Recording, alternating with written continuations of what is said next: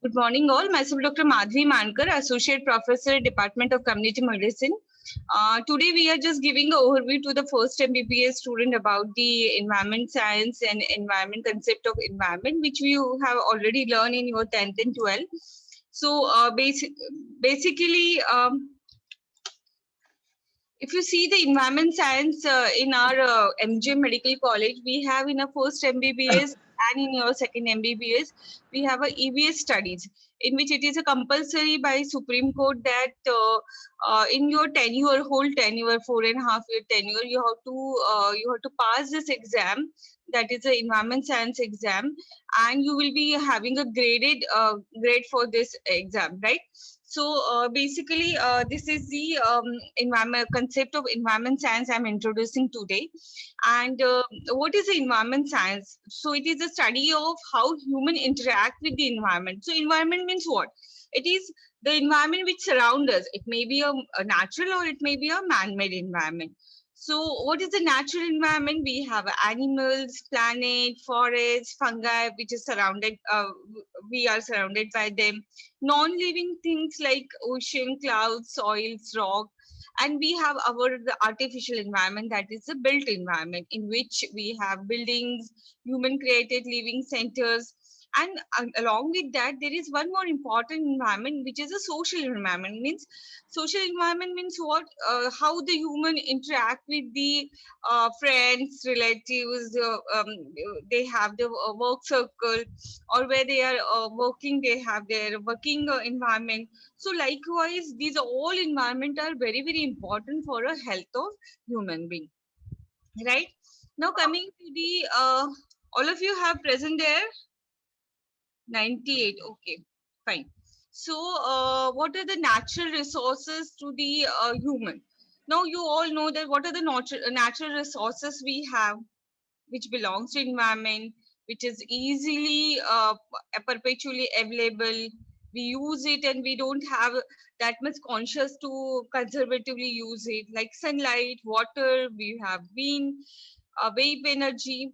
So these are the renewable resources from the environment, which we don't consider that much important, but now this is a time which where we should be very, very conscious regarding these natural resources to the human. So there may be agriculture crops, fresh water, forest products, and soil. So these are our renewable natural resources. We have again non-renewable resources, which is very, very important and very, very costly, where because these are not renewable, this cannot be regenerated, like coal, oil, minerals, like crude oil. You may be knowing that we are using petrols and the chemicals and the coal gases or the natural gas which we are having nowadays we are having, but we don't know in our future generation whether they will be available or not. So that's why we should be using this all the resources very cautiously. So these are our non-renewable resources. So what is environment? Environment that surrounds a human being. It may be natural or it may be it may be natural or the artificial environment, or it may be what are the different resources to the man. It may be a renewable resources and the non-renewable resources. From the renewable resources, what are they? They are, what are they? Renewable resources to the human being. Sunlight, wind, wave energy, Sunlight, Yes, wind, yes, water, water, yes. And geothermal energy, yes, non-renewable resources. It may be a crude oil, petroleum, oil, coal, minerals, minerals. copper, very. aluminium. Yes, but Gold. these are going to be depleted. So that's why we have to use very cautiously. Now, why in a higher education, like we are a professional, like medical student or engineering student, all a higher, about 12th standard, all a higher education student, nowadays Supreme Court has passed a resolution that every human being, every student should be highly sensitive regarding the environment. And that's why environmental science is incorporated into your curriculum, right? So that we should have the knowledge about the environment, we should have the knowledge about how to protect the environment and how to protect the resources from the environment. right? And that's why this is a sensitization session which we are conducting, so that as a medical student you should be knowing about what is environment, what are the resources, and how cautiously we can use our resources, right? So the earth enables our people to survive. The environment must be respected and maintained. So this is the what you call the, this is the gold standard, that environment, we all should respect the environment and we should conserve the environment, we should maintain the environment. So what is the environment day? Anybody of you know? World Environment Day, when we celebrate? 5th June. 5th June. Yes, very good. 5th June. So 5th June is the Environment Day, where we celebrate the environment by doing all the different activities, by doing role play, health education to the community, or rally, or marching, or tree plantation. So these are the different activities are conducted by MJ Medical College, as well as other colleges in our MGM campus. So as long as the earth remains healthy, the people remains healthy. So this is the quotation by Long and Fox. Now, what are the problem we are facing? Anybody, what are the problem we are facing? Overpopulation. Yes, what is our population? 135 crore. More than 1.3 crores in India. 135 crore. Yes, 135 crores, right. And what is the world population? 7 billion. 7.2. 7 billion. 7 billion. Yes, it's more than 6.7. It's reaching to the 7 billion. Okay, so global human population growth is one of the problem. Why do we have so much population? People aren't Lack of educated. proper and education. Lack of education. yes, Do you feel the education is problem in India now? What is the literacy rate now? it's very less. Literacy rate is low. 80%. No, ma'am. No, now Come It's on, above it's average. improving.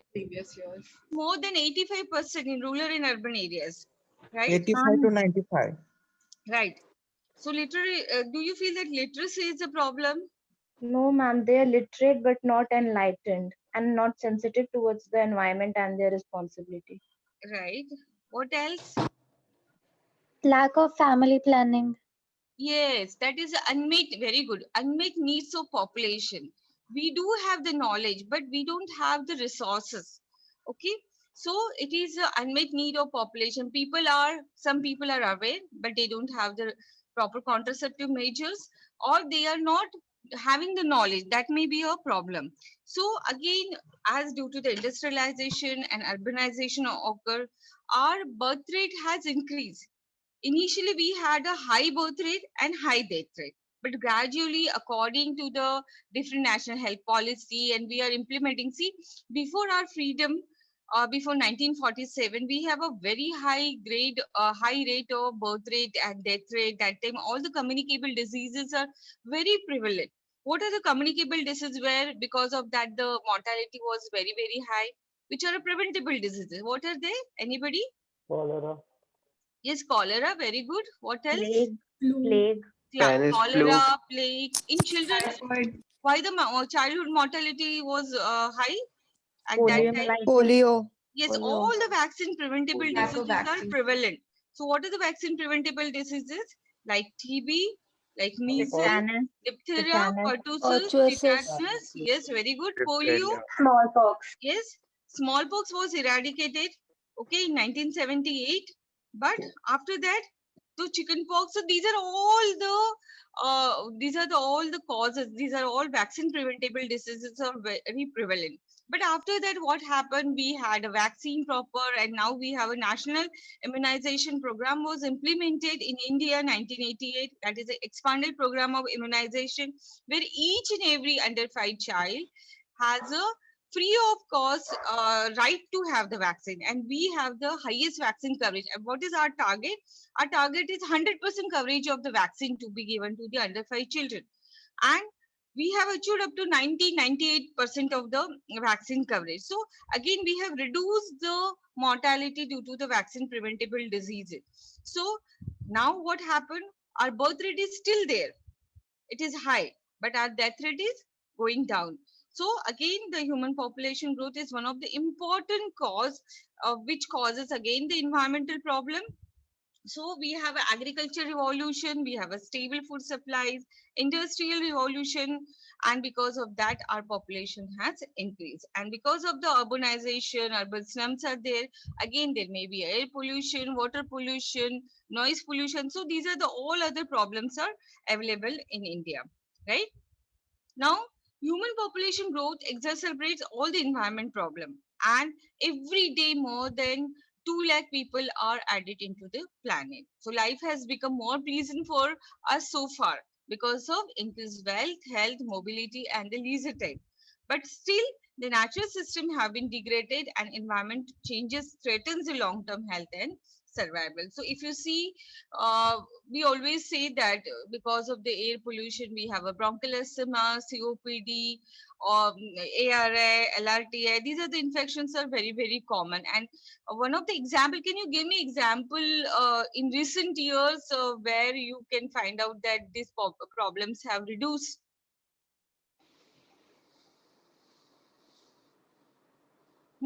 Anybody? What Can you repeat the question? Can you tell me the example during this COVID pandemic which has a good impact on the environment? Air pollution has decreased. Yeah. Air Yeah, pollution. Air pollution decrease and air pollution animals. has decreased. Very Noise good. pollution has decreased. Yes, a- we Ozone were layer locked down restored. more than 4 to 5 Water pollution months. is Okay, reduced. there were no mobility, no vehicle on the road. So air pollution, noise pollution Decrease in has decreased. deforestation. Yeah, deforestation has decreased. So the because of the population, there is a adverse effect on the environment. But as we have seen that because of the mobility and because in pandemic, if you reduce all these things, we have reduced the air pollution. So maximum air pollution which we found in Delhi, and it is a day-to-day practice. Even in Navi Mumbai, in our MGM campus near the Taloja, when the because of the fogging and because of the industrialization, there is a higher PM molecule in the air. So these are the problem because of the air because of the population. Now, tell me any three ways in which destruction to the environment and depletion of the resources can affect our overall well-being as a population. Please, any 10 ways by which there is a depletion of the environment. Can you enumerate? Because of our need, ma'am, there is over exploitation of the resources, and also the deforestation has Yes, one is the increased. deforestation. Very good. What else? global warming because we Yes, use global warming. refrigerator, Very good. Water Yes. pollution, Water pollution, air pollution. What noise else? pollution, lack of resources soil due to pollution, depletion of Oil fossil fuels, Increased pollution. population. Yes. Increased lack of population. resources due to Population depletion of explosion. Huh? fossil fuels, Pardon? plant depletion, Yes. lack of Unhealthy resources due effect to crop. on depletion of nature fossil and fuels. animals, Ozone endangering depletion. of Yes, animals. Ozone nature and depletion. some are extinct biological species. Okay, that is called biodiversity. We are depleting our biodiversity also. Yes, very good. So That in turn is affecting the whole ecosystem, yeah, balance of the ecosystem. yeah, very good. So Ma'am, may I ask a question? yeah, Ma'am, what about mobile radiation and the radiation by our devices and all? It also yes, affects the this also nature and the affects the animals. environment. Yes, very good. Yes, this is again this recent cause of which impact the environment. Yes, mobile radiations and all. That's why in COVID pandemic, there are the different studies being conducted because the children are using mobiles more than 8 hours a day because of all online teaching, and they are addicted to the computers game and mobile games, and because of them, they may be having irritation, they have some skin changes, eye changes, okay, and the radiation. So these are again affecting the environment as well as the human being. Now coming to the environment science, how does the natural world work? Now here, environment impacts the human and vice versa, human also impact the environment. So it has an applied goal, developing a solution to the environment problem. So we have, as we are affecting the environment, we have the solution. So again, there are many branches which can work together, and it is said that we should have a sustainability and interdisciplinary field, because there may be ecology, biology, chemistry, geology, sociology, history, engineering department. Every department come hand in hand, and they can improve the environment and information about the world, social sciences, values, human behavior, politics, economics. So these are the. It is said that to prevent the environment or conserve the environment, we should be working in interdisciplinary manner. All the fields, whatever be possible, they should work together to save the environment. Now, coming to the theme, we have a developing and the developed country. So, there may be in a developed country, there are certain drugs or insecticide. They consider that it is hampering the environment. But let us take example of malaria, which is in India. Malaria, you all aware that the malaria is endemic. Now, what do you mean by endemic of the disease? Anybody It from you? Restricted to one area. Restricted to it one is area, spread in to a a present restricted in a area. particular area. Yes, very good. So endemic means it is a persistent existence of a disease in a particular geographical area in a particular period. So malaria in India is endemic. Any fever with chills and rigor, unless proved otherwise, it should be considered as a malaria. It is a situation in India. And we have a rampant of the vectors which causes the malaria, like Anopheles mosquito. So Moscow, because of the urbanization, urban slum, as it is a developing country, many construction works are going on and on. So in India, malaria is endemic, and using a insecticide, that is to killing a mosquito, we use DDT, BHC.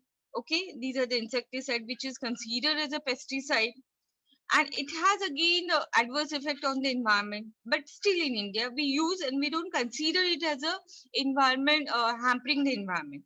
But if you consider this example in US and UK, they consider that it is a problem and they ban the DDT and BSC. Okay, so again it depends upon the how the political field or how the political people consider it, or how developed the country is. So perception of what constitute a problem varies between individual as well as the society. Who are like, for example, who are like rich people or well-to-do families, they may not use the insecticide in their home, or they can use a herbal product, but the which is little costly than the chemicals. But in a, like for example, in a slums or in a poor family, they can use a DDT, BSC, or Mortine, or any repellent which can generate the fumes, and that can cause the asthma or environmental problem. So again, it depends upon how we perceive that problem, right?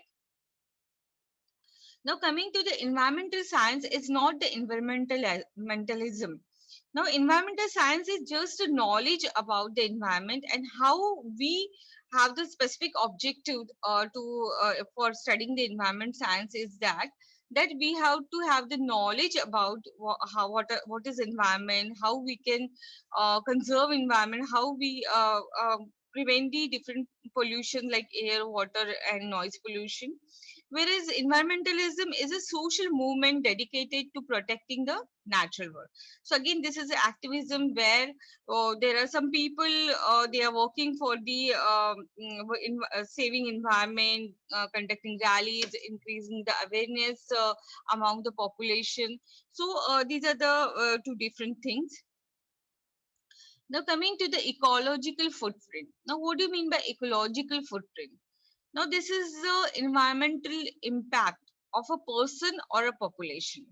Now, it is the amount of biologically productive land and water for a raw material to dispose or recycle the waste. So, it is the amount of biological productive water and land available to the per person human being.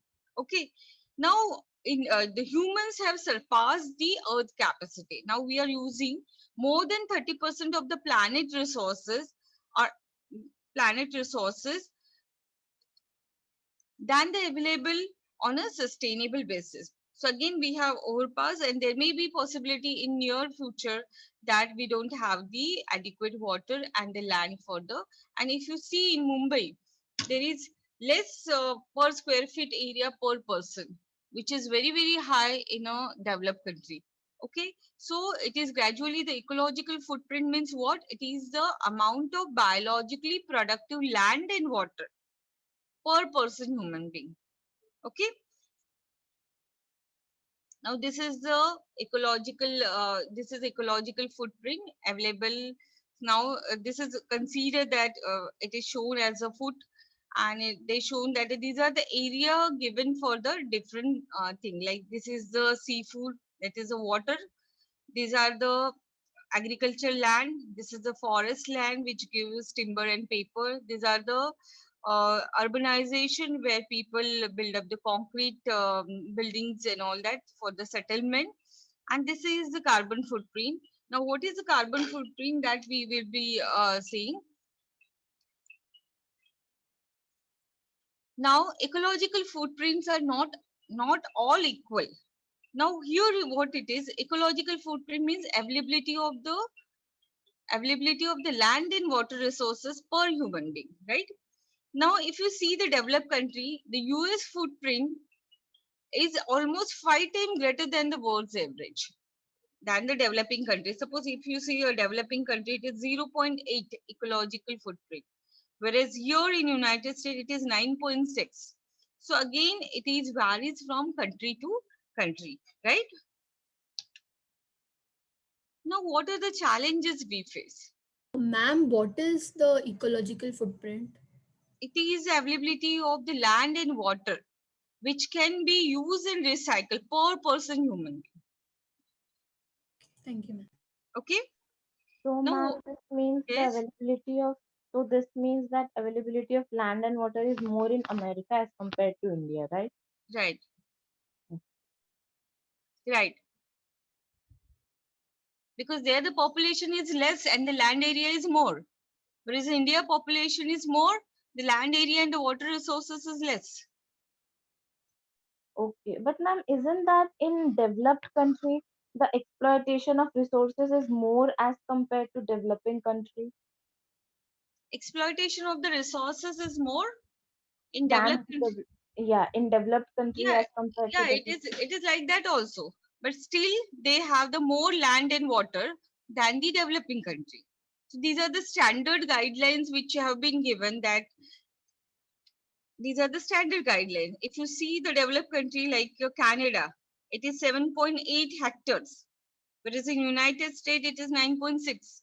If you see India, it is 0.8. It is not clear. The figure is not clear, right? Yes, ma'am.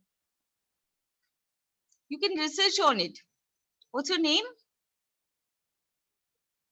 Hello, Yes, ma'am. Nisa. Naita. You just go, Nisa. yeah. So you go through it and find out the details of it, right? Yeah, okay, And ma'am. we will discuss in the next class. Then. Okay, ma'am. Okay. So what are the challenges we face? What are the challenges? One is the agriculture challenge.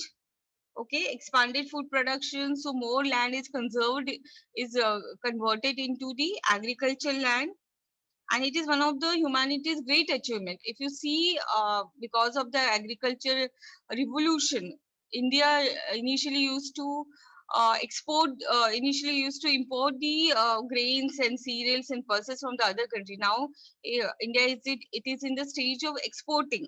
So again, India has achieved a lot in this front, but still at the cost of environment, because more what we do the agriculture, and we are not doing the agriculture which is we are using all the chemicals. It is not the organic agriculture everywhere. We are using for the higher production more chemical, more pesticide, and because of that more every yearly we take two crops.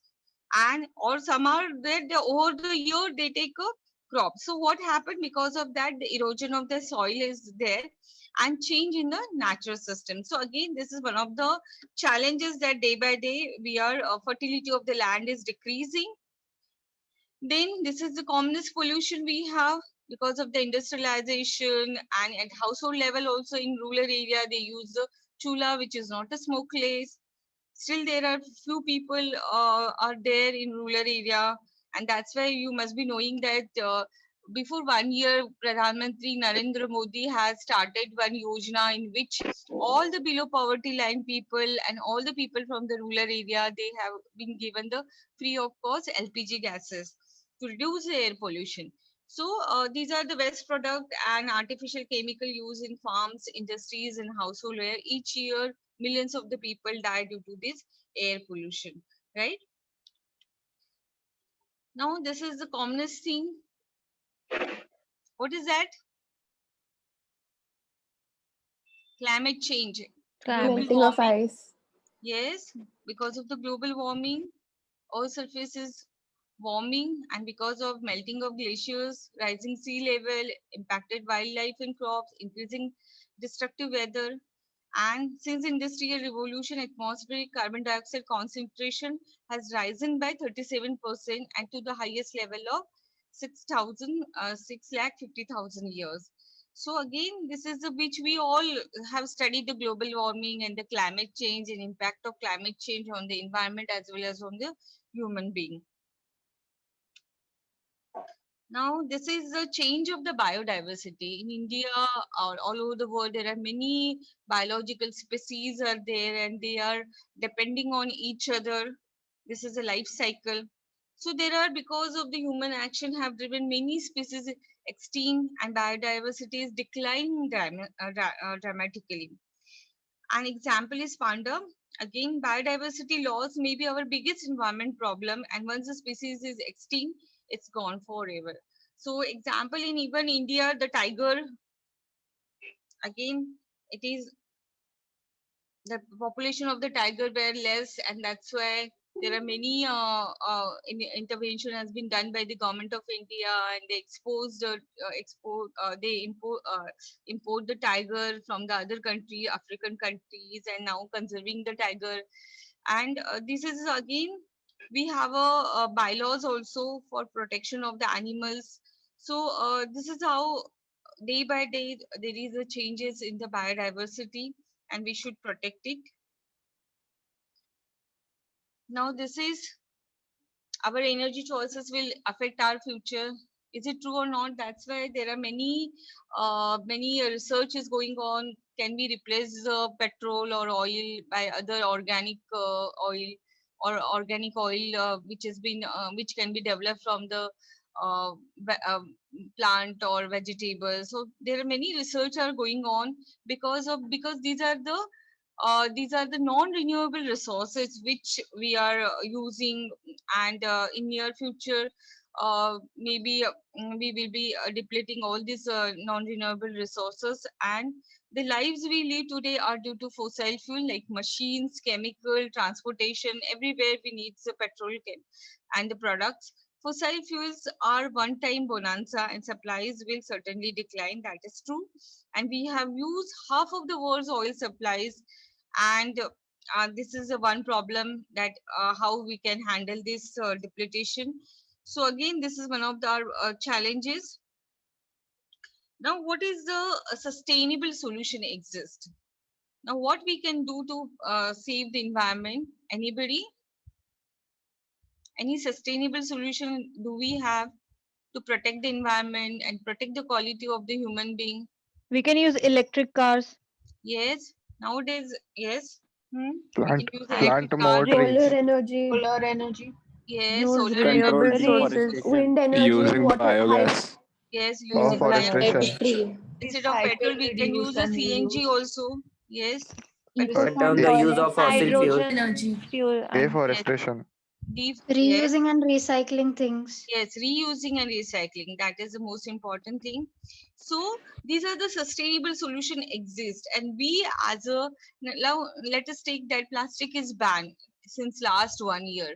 every year everywhere in Mumbai and Navi Mumbai area, and there were nobody is using plastic. And if you go to the vegetable vendor, still also there are few people, they are asking the plastic bag, and they are using also plastic bag. So again, we as a human being, we should abide to the rules and regulation by the municipalities, and we should protect our environment. So there are exception changes, exceptional people are still there. So again, awareness and knowledge about the environment protection should be increased in the community, and that as a doctor we should be sensitive about it. So we can have a, to protect the environment, we can have a organic agriculture so that we can reduce the chemicals and the pesticide. We can have a technology to reduce the pollution, as you very rightly said, that we can have a electrical bike, electrical cars. We can use a CNG gas instead of the petrol. Or most important thing that for a one family, we can have a only one car. Or if you have, you can have a carpooling thing, like all the student coming to the MGM. So in the same area, you can use a 3 4 student have a one car, or on alternate day you can have a car. So this is how we can reduce the pollution, biodiversity, again to protect the species. So that is the most important. There are some species who are going to be extinct, and endangered species also we should protect, and there should be a strict bylaws or to prevent the animals and the other biological species. All the waste, again waste, every day so much is waste is generated, that is a domestic waste, biological waste. And this waste should be properly disposed of, and it should be properly recycled, reused. And this is the thing which we should follow. And there can be alternative fuels can be used, and this is how we can protect the our environment, right? So are things getting better or worse? What do you feel that as doing all this activity?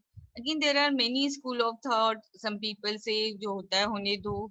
There are something that we should be having the some activity. We should sensitize our future generation as well as a young youth, so that they should be sensitized about the environment and they can protect the environment. So these are the different activities are going on. So how can we decide who is correct? Are the impact limited to humans or other organism or the system involved? No, it is, the impact is limited to all the people. So are the proponent thinking in the long or short term? We as a human being, initially we thought that, like for example, let us take example of electricity in our house. As we are paying more bill for electricity in a lockdown, maybe every family must have paid more electricity bill than as compared to the routine, right? Because we were using all the rooms, we were using fans, laptops, the charge mobile chargers. And many time it happens that we put a charger on a we put a mobile on a charger, and we remove the mobile and the charger is on. So there are so many things. If we do use a microwave, you warm your water or milk, and the switch is on. So there are so many things that we many time we think short term. हमारा है आज हो गया ना, we don't think about the future. So there are, the impact is going to last on a long term basis. So we all should be sensitized enough, and we should think on this. Are they considering all cost and benefits? So again, whenever the environment impact is there, we have to think in a pros and cons of each activity, and on long term basis how it would be fruitful to us or not, that we should be thinking when we considering the sustainable activity by which you can protect the environment, right? So now at the end, what is our conclusion? Environment science help us to understand. This is the first lecture where I would like to just sensitize you about what is environment, what is environmentalism, what are the different challenges we are facing. As a doctor, how we should sensitize the population, how we sensitize the community, and we as a doctor should be sensitive enough to protect the environment. And one more thing I would like to mention here is that that when you will be in the second year, we have to have a separate AECC environmental studies course, which Supreme Court had made it mandatory for each undergraduate medical student, that in the tenure of 4.5 years they have to pass this exam, which is being conducted by the university, and the Department of Community Medicine is the coordinator for this course. And after passing this exam, in your final year mark sheet, you will be having the grades. Without this exam passing, you cannot pass your final MBBS. So that is the one thing here which I would like to mention, and that's why environment is being included in your curriculum. So at the end, what is our conclusion? Environmental science helps us to understand our relationship with the environment and informs our attempt to solve and to prevent the problem. Solving the environmental problem can move us towards health, longevity, peace, and prosperity. Environmental science can help us to balance the solution to environment problem. So basically, we should be sensitized enough. We should have a sustainable ways by which you can protect the environment. Last, I would like to mention the environment. This is you must have read in your 12th standard. What is environment? Physical environment, biological environment, and the cultural environment. These are the three types of environment. Physical environment में क्या होता है? Atmosphere, hydrosphere, lithosphere. What is atmosphere? Hello? Air. What is atmosphere? The space air, above the the Space or surrounds temperature area us. or enclosing the land. air. Okay, very good. Hydrosphere? I just doing the revision Water of it. bodies. Yes, Water water bodies. Water bodies. coverage. Right, right. Water Yes, body yes, very good. And lithosphere is what? Land. Or The biosphere. land. and Yes, yes, yes. Then biological environment means? Living organisms. Yes, living organism, flora, fauna, and microbe. Cultural environment, as we say that the environment is not only the physical, biological, but the social and the cultural environment also plays an important role, like society, economy, and the politics, right? Now, these are the components of environment: biotic component and abiotic component. That is a living component, that we have already discussed, and the physical component. This is atmosphere, air. This is a water bodies. And here I would like to mention that only 1% of the total water supply is available as a fresh water in the form of river, lakes, streams, and ground. We have a sea bodies, which is of no use to us. So potable drinking water is only 1% of the total water supply, right? This is a hydrosphere. This is the lithosphere, the land. This is the biosphere. Okay. So this is how today we have discussed the overview of the environment. We will in the future, there may be many classes would be there in which we will discuss in detail about what is air pollution, water pollution, then noise pollution, how to prevent all these pollutions, then sewage system, then the water purification, different water purification plants and all that. Okay. So thank you very much. You have Dr. So you have now the next class is anatomy. I have to finish it early. Okay. Thank you. Today's class on blood vascular system and lymphatic system. Before I go to that class, I would like to say something about my last class. There were two doubts which were asked. What was the doubts? Two doubts. One was on ossification, and what was the two doubt? What was the asked last time? Lamellar arrangement. Someone asked me lamellar arrangement. Whether lamella is there in spongy tissue. Who is that? Pasha. Vipasha, yeah. See, I checked that. It's in the compact bone only lamellar arrangement. That is correct. There is no correction in that. And someone asked me about membranocartilaginous ossification. Yes, ma'am. Who was that? Anushka. Anushka, yeah. That also I checked. Types of ossification is only two, membranous one and cartilaginous, as we already discussed. The example which was also correct, a mandible.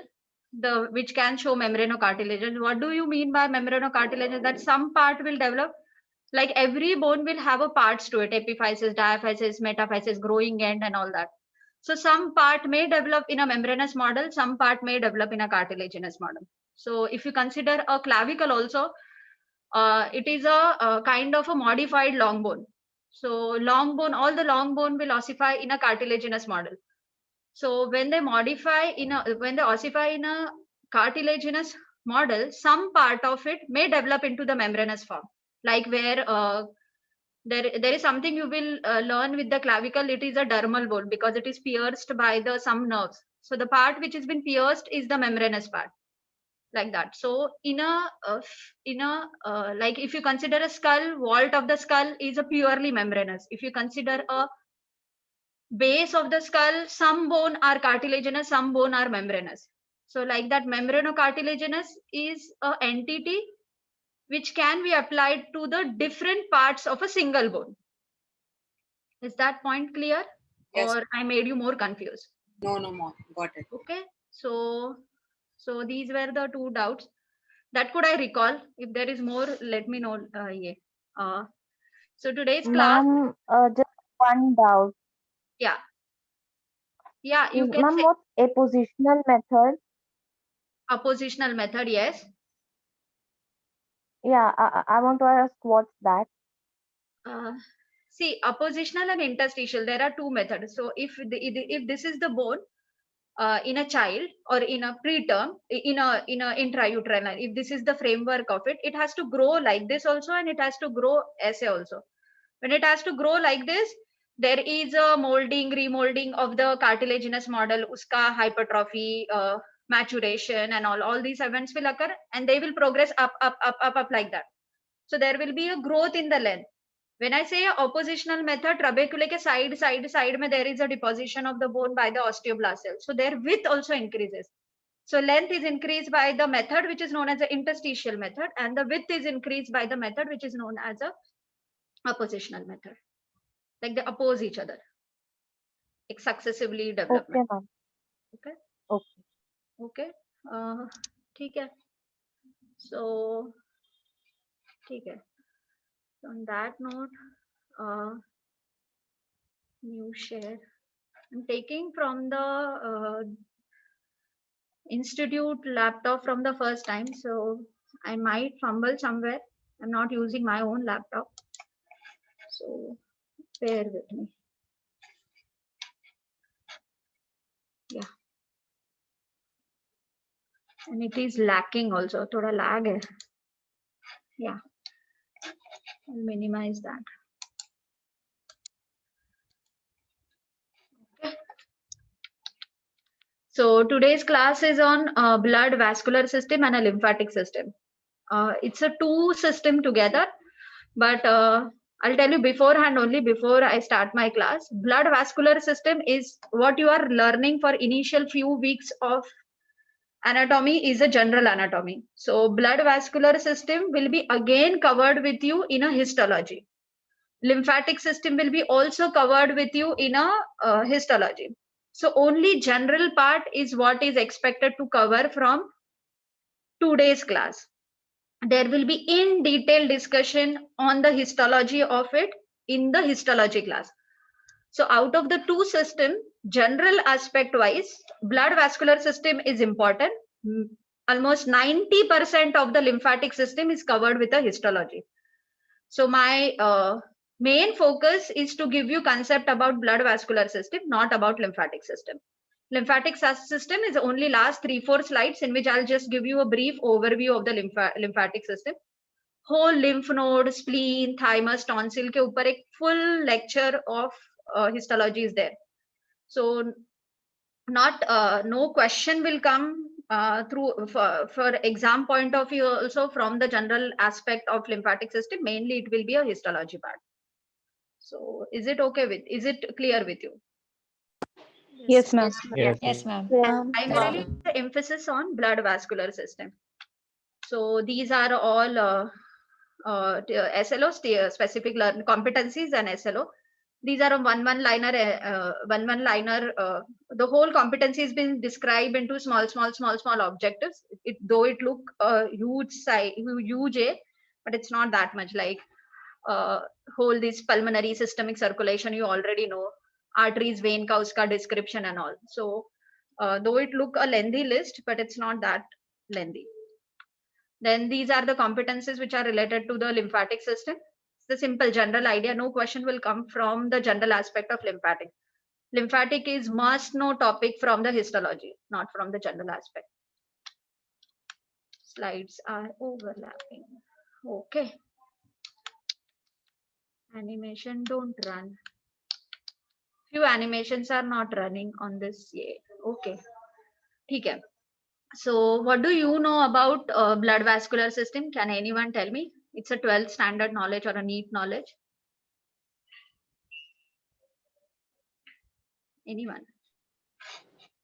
The whole transport of all the essential nutrients or air and oxygen, I mean, and everything is circulated in our body by means of veins and arteries, and the overall the study of blood is blood vascular system. Okay, yeah, you are partly correct. Anyone else want to add to it? Blood vascular system is a system in which we study how the blood flows in the system in a closed vessels, or it is how it is transported from one organ to the other. Yeah, in a one closed. organ to other. Okay, fine. How it is distributed to various organs, right? That's what you Yes. mean to say. Yeah. Yes. Anything else? Thoda more scientific words. How metabolites are It's expelled out of the body. It's a transport system of body through the blood vessels. Transport system of the body through blood. Okay, fine. We have a closed circulatory system, which means that the blood it travels through tubes in our body, and there's a double circulation. And also, unlike a lot of other species, we have 4-chambered heart, because of which we are warm-blooded animals. The blood doesn't mix between the 2 chambers. Okay, okay. Anything else? I'm still not getting the point which I'm expecting from you all. Anything else? Ma'am, blood vascular system is a circulatory system that allows the transport of blood and lymph in the body. Okay. Lymph won't come here. Blood vascular में. Lymph is there, but the side capillary के bed के side में रहता हो. Lymph Blood won't vascular be system is within a there is no mixing of the blood and lymph. Mix नहीं होता. ठीक है. Anyways, ठीक है. It's okay. It's a What else? transport system that carries nutrition from tissue to the heart and heart to the tissue. Yeah, there is this is the mode from tissue to the heart, heart again to tissue, or somewhere else and then to the tissue. I want one Lungs. word. Yes, yes, that is what word I was expecting. What is Lungs. the contribution of the lung in whole of this? It oxygenates the blood. How it oxygenated the blood? Yeah. By How? exchange of Diffusion through With alveoli. help of alveoli. Diffusion. Can you tell me the channel? Can anyone tell me the channel? Why I am so much saying it? Because of these two words. Systemic circulation. These two Pulmonary words. circulation. Can anyone tell me what is pulmonary circulation? Everything related to the lungs, the whole Lungs. circulation that includes the heart and the lungs. Oxygenation and the deoxygenation. No of heart. vital organs. Circulation through pulmonary arteries and veins. Circulation So, only of from lungs. right oxygenated ventricle blood to the to lung and lungs. oxygenated blood to Can From anyone the tell right. me how this channel is happening? From the right ventricle to the pulmonary Can you valve, look at lungs. this? from the To the pulmonary lungs. The pulmonary circulation is the circulatory system which carries deoxygenated blood from the right ventricles to the lungs. Okay. Yeah. How how it is happening? By pulmonary artery. By pulmonary arteries. Pulmonary artery. Okay. Pulmonary because of the artery will give the blood. What is the two ends of the pulmonary artery? From where to where? From the right ventricle And from to the right the lung, ventricle to the lung. and from the lungs to the left From the right Left auricle. atrium. What? One person. There were two voices, one male, one female. Anyone starts From right ventricle to the lungs and from the lungs to the left atrium. through Right ventricle to the lungs and from lungs to the left atrium. Understood. Right atrium से लेके right ventricle से लेके lung and lung को लेके left atrium में. Is this what you are telling? Yes. Just tell me through what? Through what? Pulmonary veins. Pulmonary veins. Pulmonary artery. Pulmonary artery. Pulmonary artery is from X and to Y. What is the X and what is the Y? From the right ventricle X to is the right Ventricle to the lungs. Ventricle to the lungs. Just I'll say Anusha. I can see Anushka's name here. Just say. You say pulmonary artery. X end is what and Y end is what?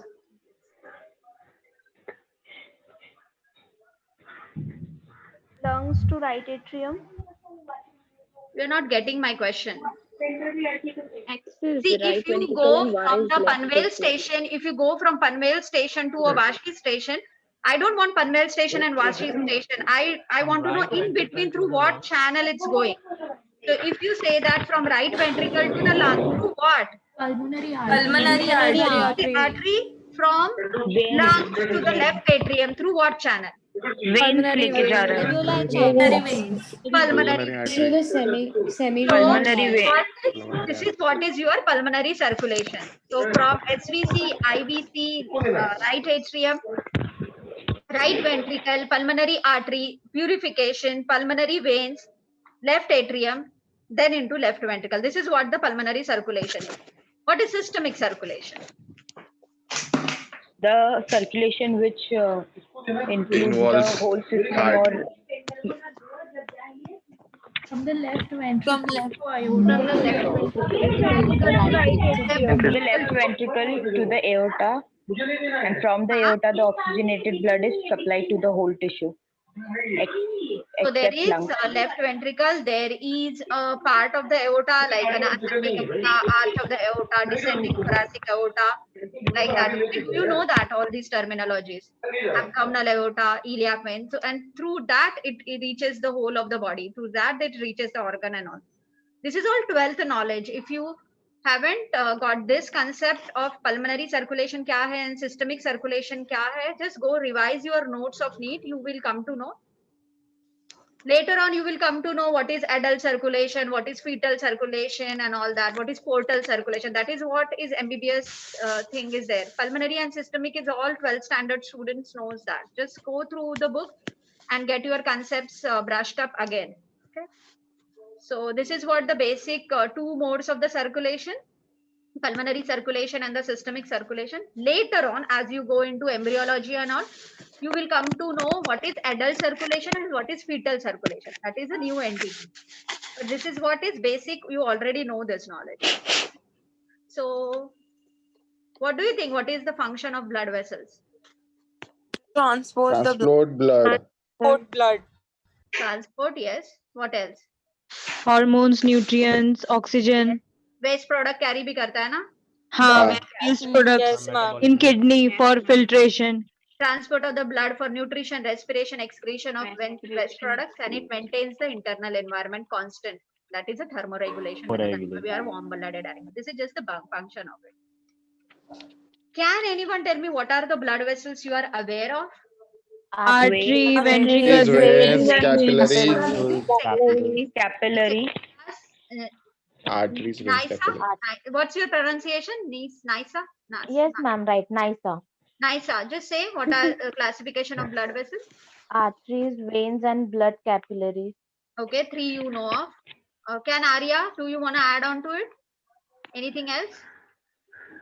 Ma'am, venule. Arya is a okay. Arya. Yeah, ma'am, I'm a Sorry. boy. Okay. So your pronunciation is Arya or Arya? Yeah, ma'am, Arya. Arya? Okay. ठीक है, चलेगा. No issue. Okay. Arya, just tell me, is there anything else you are aware of? You know? other than these three? Ma'am, venules, Yes, venules, arterioles. correct, right? Yeah. And Arterioles. Arterioles, yes, pinchers. correct. Arterioles. Yes, correct, correct. 5, what else? Pinchers. Sorry? Pinchers. Sphincters? Precapillary sphincter, you mean to say? Yeah. These are anatomical entity. These are not additional channels. Okay, they are do present there. You are partly correct, but not with this aspect. Classification of blood vessel में नहीं आएगा. Okay, you are correct, but PA. What does this PA stand for? Pulmonary artery. What is this PA? Who is this PA? Personal assistant. What is it? PA, just say something. Anything else? PA. And correct your name also. I don't want to call you PA.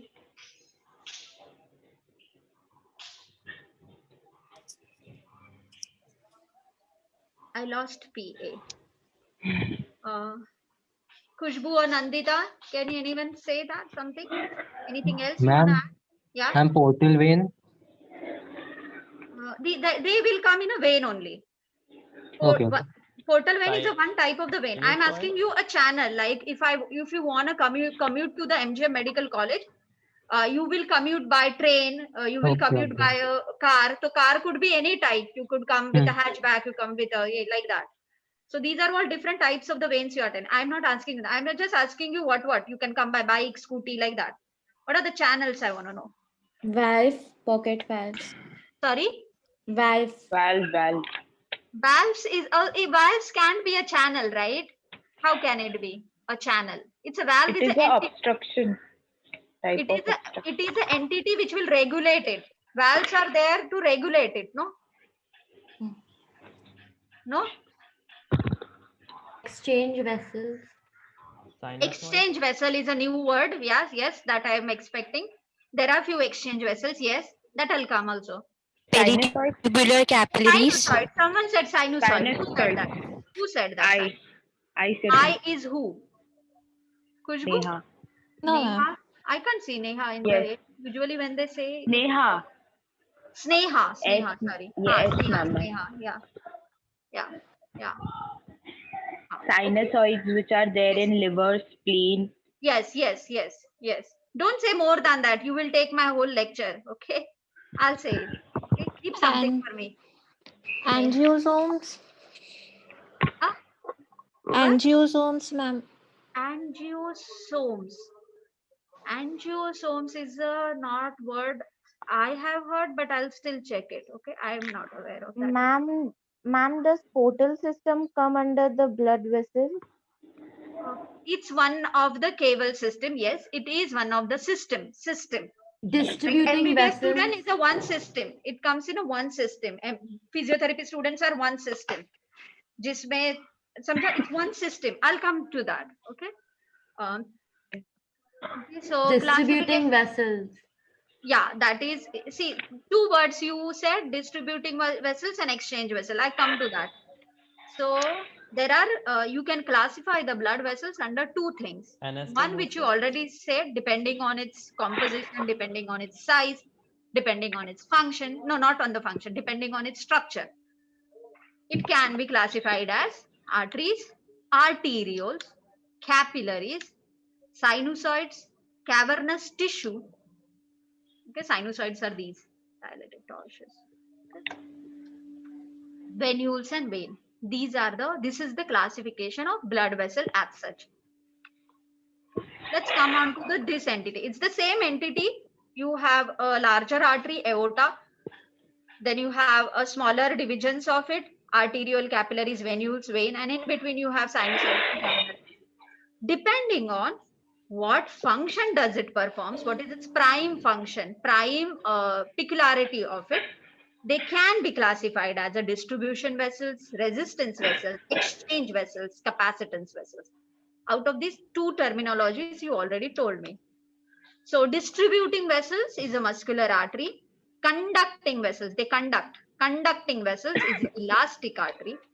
Resistance vessels are the arteriole. They offer some kind of the resistance so that there is a pressure maintenance is there, which I'll come in a description part. Then there is an exchange vessel where actually exchange of the nutrient takes place, which is capillaries and sinusoid. And finally, capacitance vessels. They act as a capacity building entity. So capacitance vessels are the venules and vein. So your book may mention may mention the blood vessels and only by this category, but even if you write this and this, it's both way correct. So classification of the blood vessels depending on its structure, depending on its size, they are classified into these types, and depending on the what function does it provide, what is its peculiarity, it's been classified under these vessels: distributing, conducting, resistance, exchange, and capacitance vessels. So my whole PPT will go under these headings. Okay. So first is the artery. Let's start with the artery. What are the types of arteries you are aware of? Pulmonary artery. Artery. Okay. Okay. Systemic. Okay. Renal artery. Huh? Carotid artery. Renal artery. Coronary. Carotid artery. Brachial. Okay. Venal artery. Hepatic artery. Hepatic artery. These are the different examples of the arteries. Right? Right? Large arteries. Large arteries, yes, that is what I am expecting somewhere. Arterioles. Muscular arteries. See, arterioles nahi aayega. Arteriole is a second entity. I am just discussing the first entity, arteries. Elastic artery. Smallest type of arteries. Elastic artery. Someone said elastic, someone said muscular also. Okay. So what do you mean by the word artery? Anyone?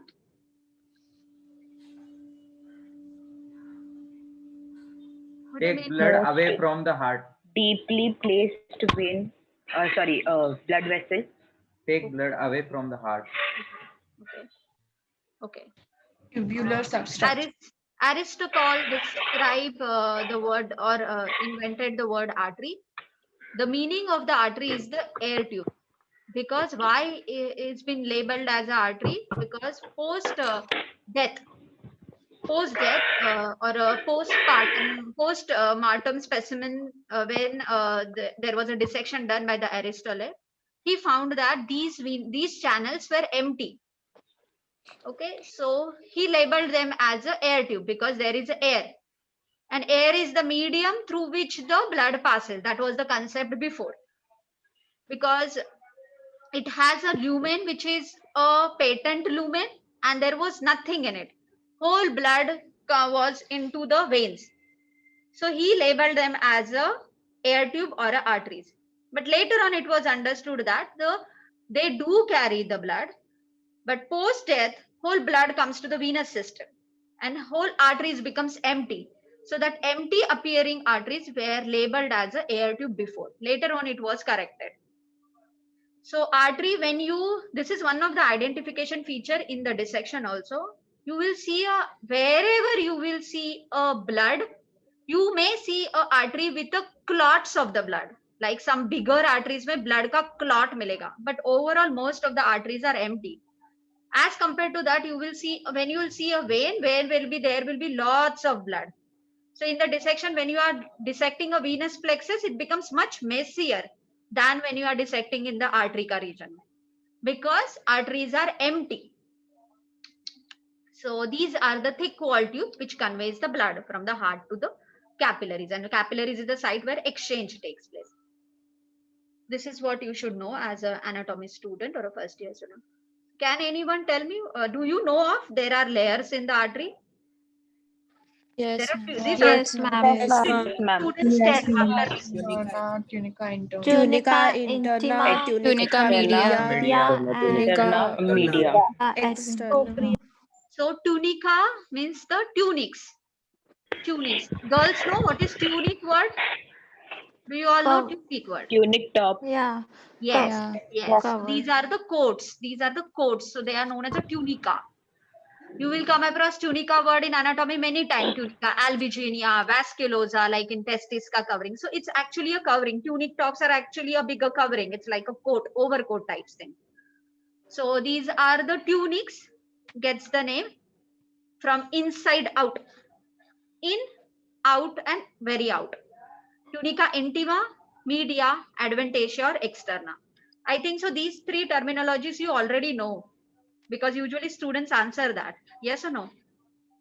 Yes. Yes, ma'am. I think so. You all know that.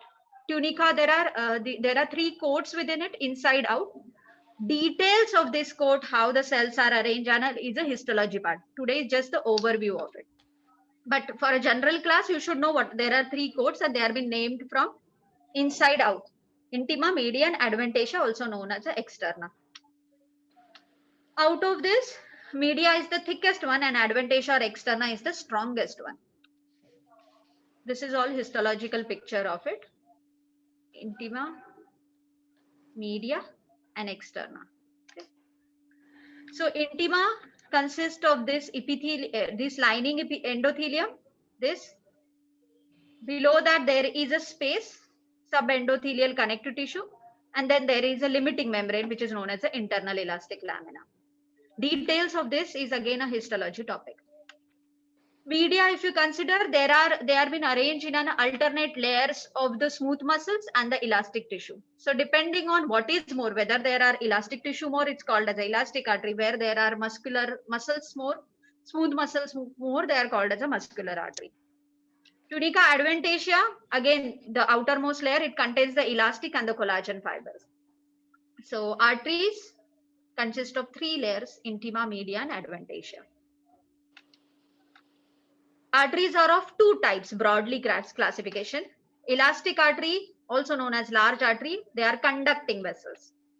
Muscular artery, medium size artery, they are primarily a distributing artery. So any artery which will like radial artery, brachial artery, which distribute to the radius, anam, carriage, these are called as a distributing arteries. When you consider a media, again, here it's the predominantly of the elastic tissue. Sorry, one second.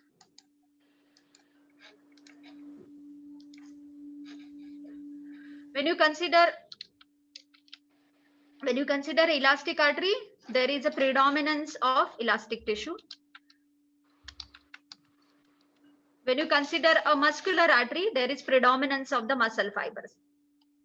There are two entities in the media, which is arranged in the alternate layers of the muscle, smooth muscle, smooth muscle. So where there is a more of the muscles, it's the muscular artery. Where there is a predominance of the elastic tissue, it is known as the elastic artery. Elastic tissue, that means elastic fibers.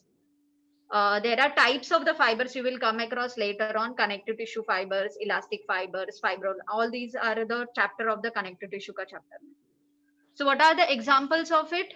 Aorta, pulmonary trunk, brachiocephalic trunk, common carotid artery, and subclavian artery. This is the example of the elastic artery. What is its function? Elastic artery, as you know, it's the elastic artery. So its prime function is to maintain the blood pressure because of the elastic recoil. Then again, because of the elastic recoil, it maintains the flow of the blood. And as the name suggests, it is the conducting channel. It acts as a reservoir of blood. This is all the comparison of the elastic and the muscular artery. Again, this whole comparison will be again taught to you in detail with the histology class. When you consider a media of the muscular artery, there is predominance of the muscle fibers. Most of the distributing arteries are the muscular arteries. So we covered artery, uska general introduction. We covered uska three tunics, and we covered the two parts of the arteries. So our first conducting vessel, first vessel is finished. First entity in the blood vessel is finished. Now let's come to the arteriole. They are also known as a resistance vessel. These are the smallest division of the muscular artery. So when you look at the this image,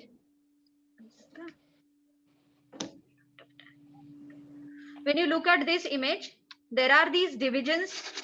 There are these divisions, subdivisions of the arteriole. What you have here is the terminal arteriole. Then later on there is a meta-arteriole, like this. Okay. So thoroughfare channels, I'll come later on. So when you consider the arteriole, can anyone tell me, looking at this diagram,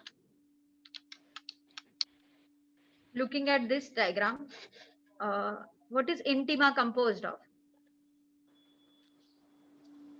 Collagen fiber. Epithelium. Endothelium. Fiber. Squamous epithelium. Epithelium. Okay. Squamous endothelium. Squamous Endothelium. epithelium. Yeah. It is Endothelium. known as the endothelium. Endothelium. Then beneath the endothelium, there is a subendothelial connective tissue. Okay. And that is been limited by a membrane, which is known as the internal elastic lamina. This is the structure of the artery parenchyma. When you consider an arteriole will have all these features. But as you reach the terminal arteriole, internal elastic lamina is absent. Okay. So terminal arteriole is devoid of the internal elastic lamella. The same way, this is the same image, what you can see your endothelium. This is all the schematic presentation, what you can see your endothelium with an connection between it resting on the basement membrane. When you come to the meta-arteriole, these smooth muscles are being replaced by something which is known as a pericytes or the Ruget's vessel. So when you consider a terminal arteriole, there is an absence of the internal elastic lamella. When you come to the meta-arteriole, there is an absence of the smooth muscles, and these smooth muscles are replaced by something which is known as a Ruget's cells or a pericytes. This is asked, what are Ruget's cells and the pericytes? Okay. When you look at this diagram, this is terminal arteriole, this is the meta-arteriole, okay, and this is all capillary plexus.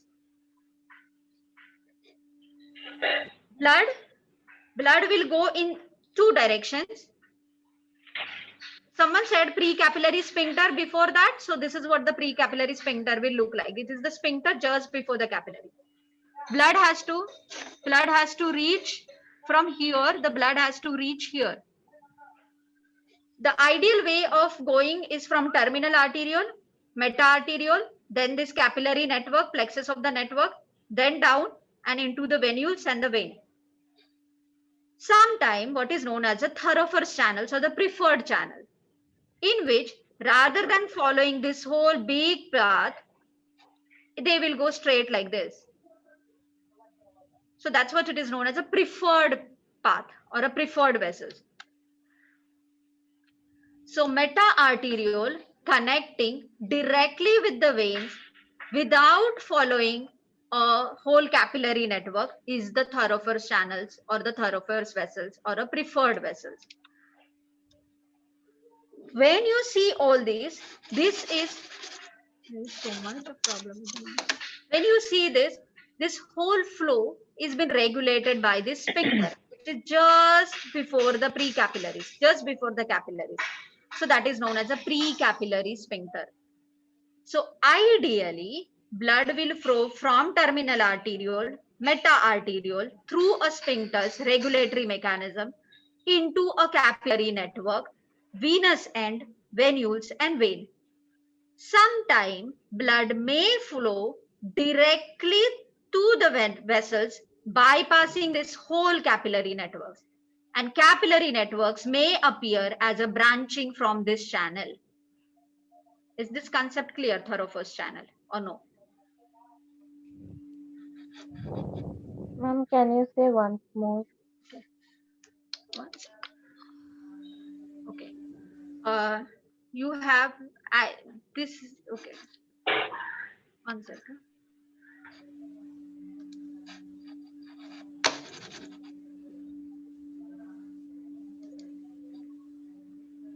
Ballpoint pen. I have a touch screen, so I'm finding it so difficult. Okay.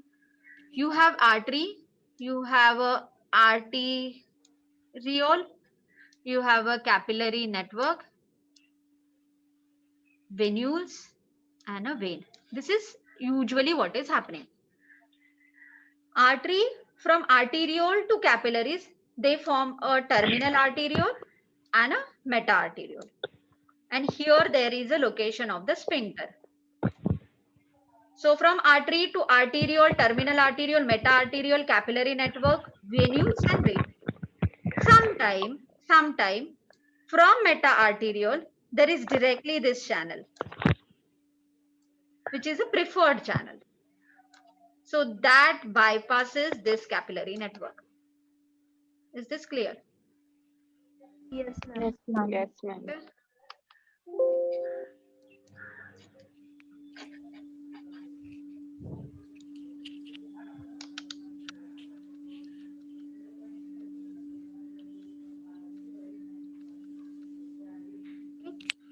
So this is the thoroughfare channel, so the preferred channels. As the name suggests, is the preferred channel. So whatever is easier, whatever is convenient, is been managed. So it's from the meta-arteriole to the venous, bypassing the capillary network.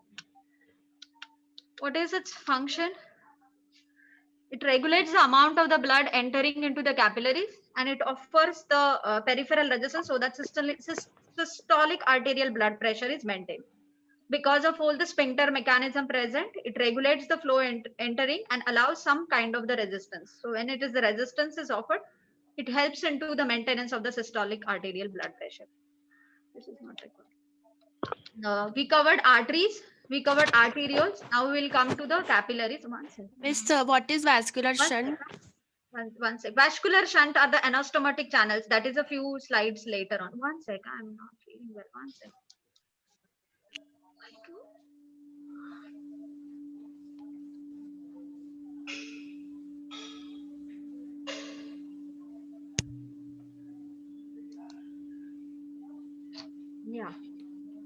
Yeah, sorry.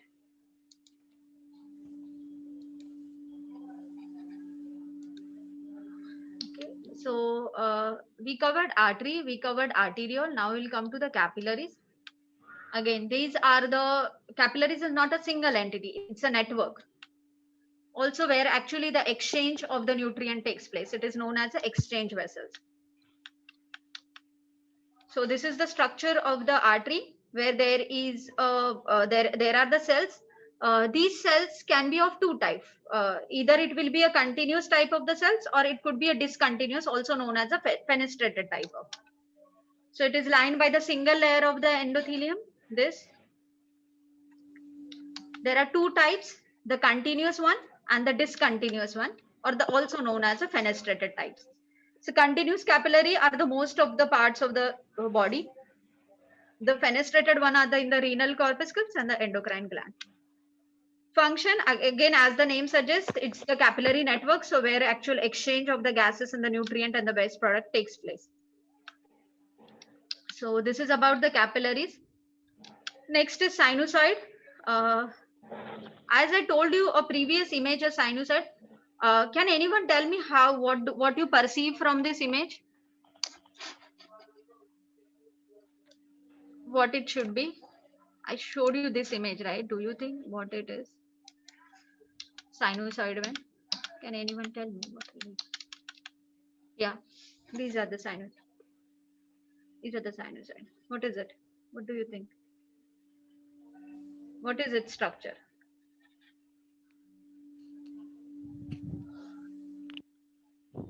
Ma'am, it is wider than the capillaries. Yeah. Capillaries will be in a very minute structure, okay, and minute structure, and they are always in a network capillaries. So whenever you want to draw, you will draw as a network type. So wherever you can see your capillaries, it's like, see, even here you can see a network like string. Okay. Yeah. So don't confuse with the structure of the capillaries with the venules and veins. Okay. And why they are in network? Because whenever there is a network, there is a wider surface area, and so more amount of the exchange of the nutrient takes place. More amount of the venous products can be taken up from the venous end of the capillaries, and more of the nutrient can be delivered from the arterial end of the capillaries. Okay, so don't get confused between the structure of the capillaries and veins and venules. Yes, ma'am.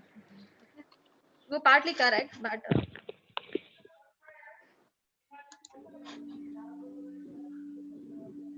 yeah. So there are two entities in exchange vessels.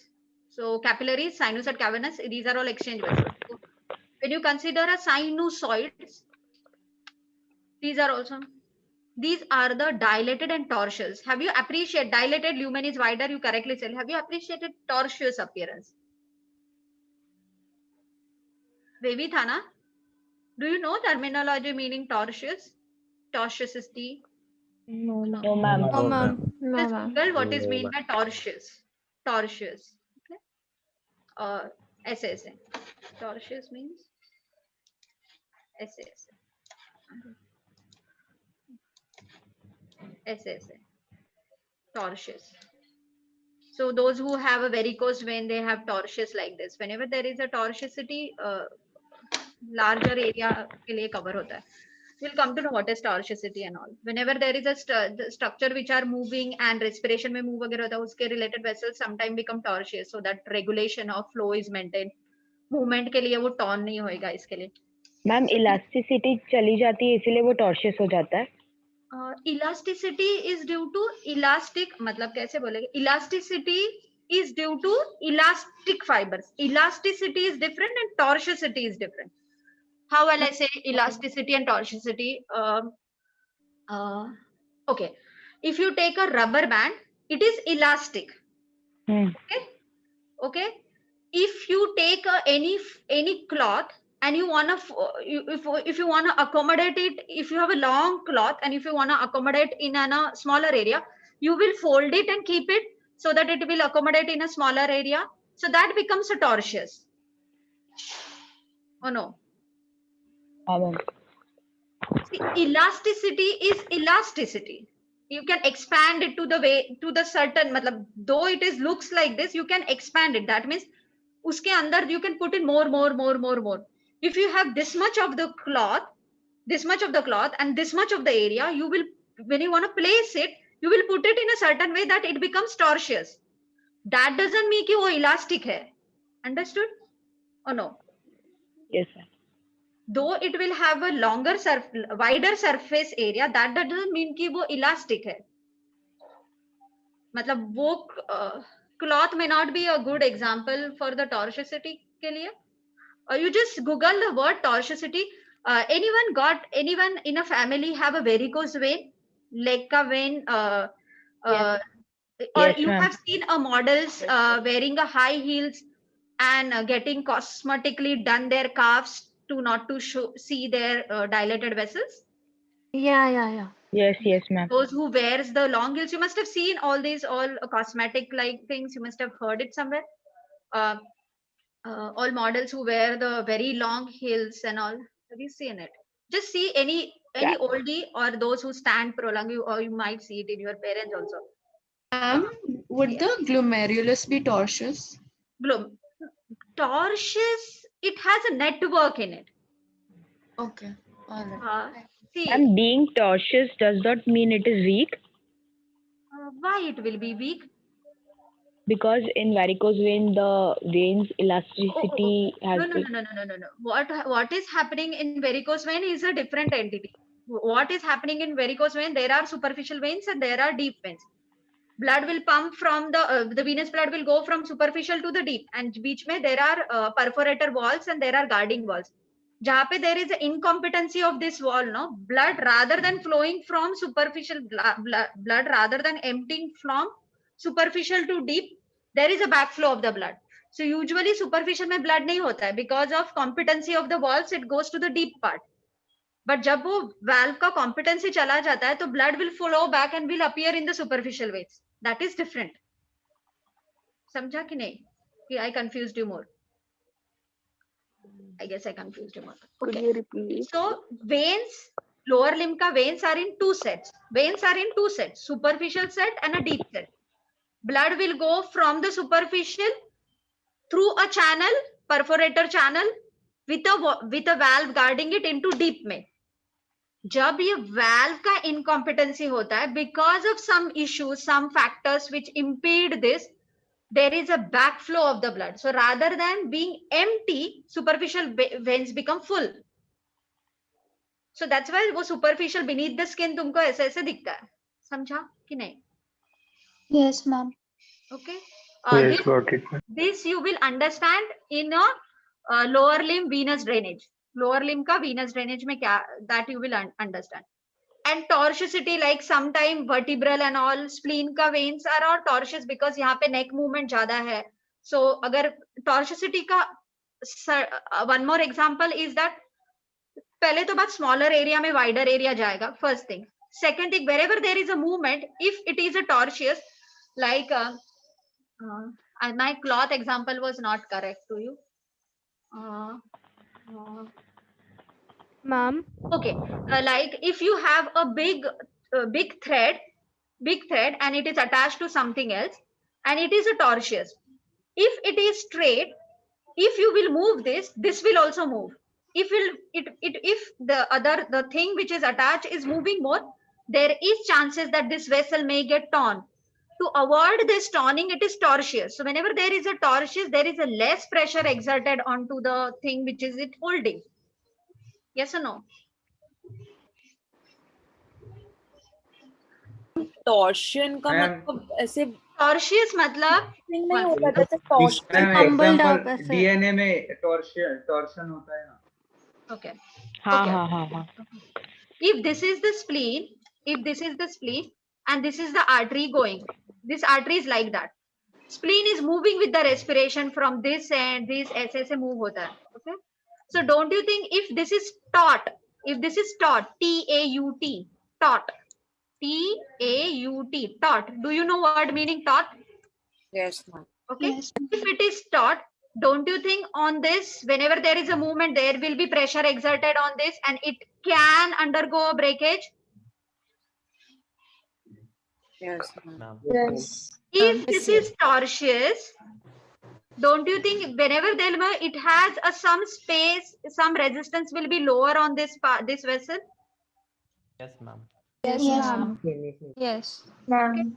Yeah. So this is one concept in the, this is the one discard. Ma'am. One sec. Yeah. Ma'am, then in sinusoid blood vessels, the pressure might be low, right? Pressure might be low at the one end, not both the ends. Where they are emptying and where they are beginning, like that. There are two ends to it, no? Because of its large diameter, the pressure should be low, right? In comparison. It will be low, na? Ma'am और torsious surface area increase करेगा. One sec. Torsious vessels, if you consider torsious artery is different entity, torsious veins are different entity. So don't apply the concept of torsious artery to the torsious vein, because there are two different functions what they perform. Yes or no? Yes, ma'am. Okay. Ma'am, why is the So pressure I just want to know what is the confusion here right now. This discussion of tortuosity can go up to for 15 minutes. I just want to know what is the confusion right now for this topic related to the tortuous appearance of sinusoid. What is the question here related to it? Ma'am, what is the purpose of torsious vein or the First main of all, function of whenever it? there is a tortuous, wider surface area is accommodated in a smaller area. First thing, there is more surface area provided, more exchange can take place. This will apply in this case. When I consider a tortuosity of the artery, when artery ka tortuosity, depending on its site, like in case of the vertebral artery, is because to prevent the torning, to prevent the torsion or prevent the breaking of it, and to regulate the flow. Whenever there is a tortuosity, flow will be dampened. Because see, the same way, like if you are driving on a straight road and if you are driving on a curvy road, you have to slow down your accelerator when you are driving on a curvy road, right? Yes, ma'am. Okay. So in case of the artery, when flow is going, you don't want big amount of the flow to reach the blood, reach the brain. So it is tortuous to dampen, to lower down, dampen is the word, to dampen the pressure which is being generated. Is this point clear now? Yes, ma'am. Yes, ma'am. One more question. No more questions, please. I can't finish. It's 12 o'clock. You ask the questions next time. Or at the end of you ask me if time permits, I'll answer that. Okay, even in my last class, my time management is not going well where it was supposed to go. Every time I'm taking half an hour more. This should not be the case. Okay. Sinusoid, these are dilated and the tortuous. Sites are liver, spleen, marrow, pituitary, and adrenal gland. Then there is something which is known as the cavernous tissue, which are actually a blood-filled spaces, primarily seen in the cavernous space of the penis, erectile tissue of the penis. Sinusoid is a not a note, but it's the you should know what is sinusoid. That will be again covered with you in a histology practicals. And this is what you should know. Do anyone know what is portal circulation? Someone said that Yes, portal ma'am. circulation. What is it? Yes. What is it? That starts from from one in organ to between. the another. It starts and ends with From capillary. organ to heart. It's like bypass. Instead of blood going from organ to heart, the blood directly goes from one organ to the other. What? Just repeat. It starts from an It's organ a and ends to an organ. Starts from an organ, ends in an organ. Okay. Okay. What else? It's a circulatory system connecting two organs so that they can exchange their products. Okay. Okay. Okay. What else? Blood directly entering to the heart. Instead, it goes from one organ to the other. Okay. It starts with a capillary and ends with a capillary. Yes.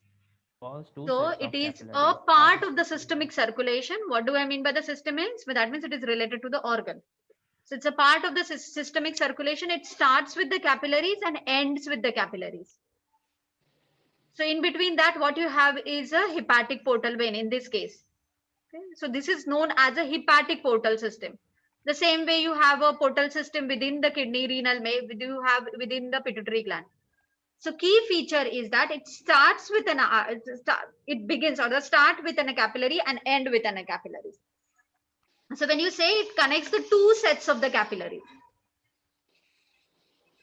rather than having a artery, capillary, and vein, you have artery, capillaries, then a channel which is a portal channel, again a capillary network, and a venous end. So it starts with a capillaries network at the arterial end and ends with a capillary network at the venous end, and in between you have a portal. Why this is there? Because it is the additional method, additional format. Like in case of the, if I want to explain it in the GIT, there are waste products which are being removed, but at the same time, whatever you digest, whatever you eat, there are some nutrient which are there that also need to be taken. So that's why there is a portal system within the GIT. Same way, when you see a pituitary gland, there is something known as a hypophyseal portal system. So within it again begins at the median epiphysis, one capillary end and goes to the other. So where there is actually exchange of the hormones takes place. So like this, there are few sites where you will see a portal circulation. From general part, what you should know for the portal circulation is that it begins with a capillary and ends as a capillary. It is as an additional set. So there are two ends which are demarcated by the capillaries. This is what the portal circulation. Portal circulation at the level of the liver is one different entity. Kidney is one different entity. And at the level of the pituitary gland or the hypophyseal end is a one entity. All these three entities will be discussed with you in detail as we go to the abdomen, as we go to the HFN, and as we go to the pelvis part.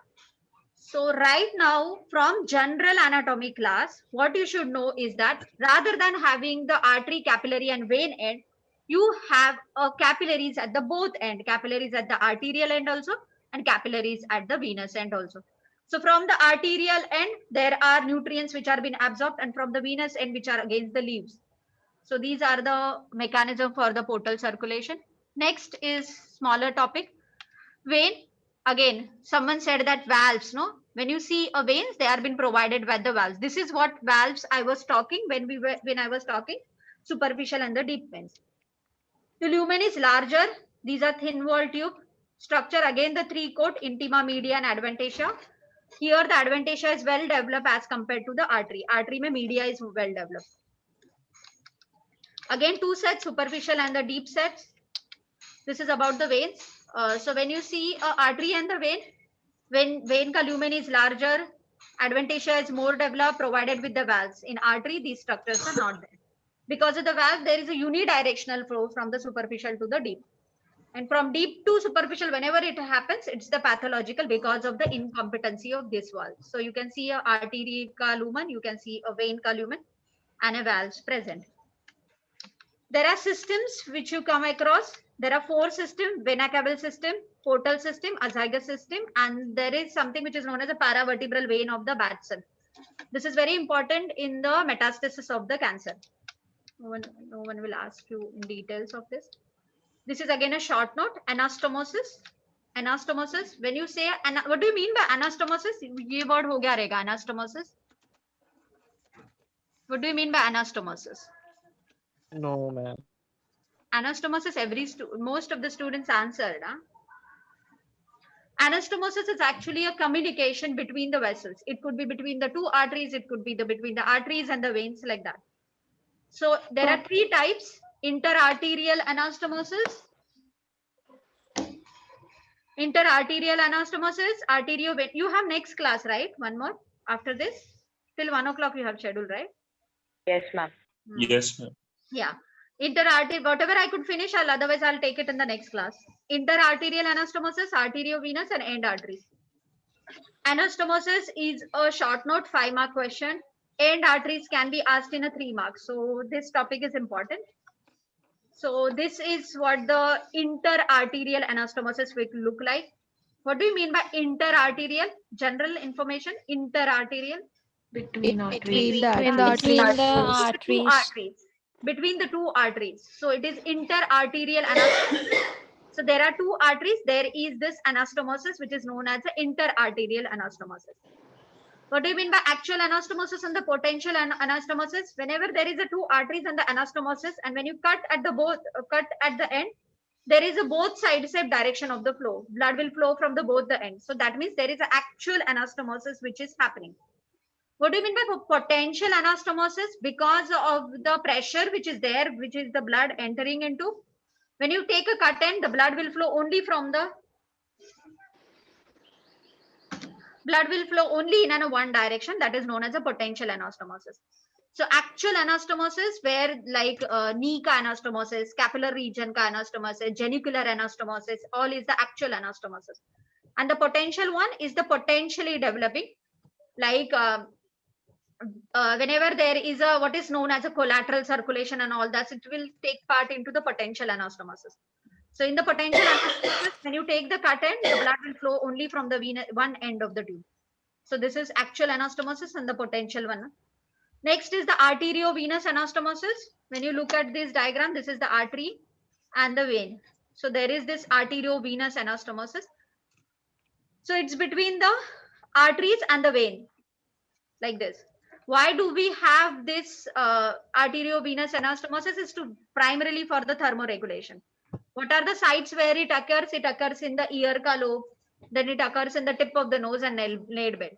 So anastomosis between the okay, one sec, I'll tell you one short thing to conceptual thing. Okay. I'll come that to after this slide. Okay, in this slide.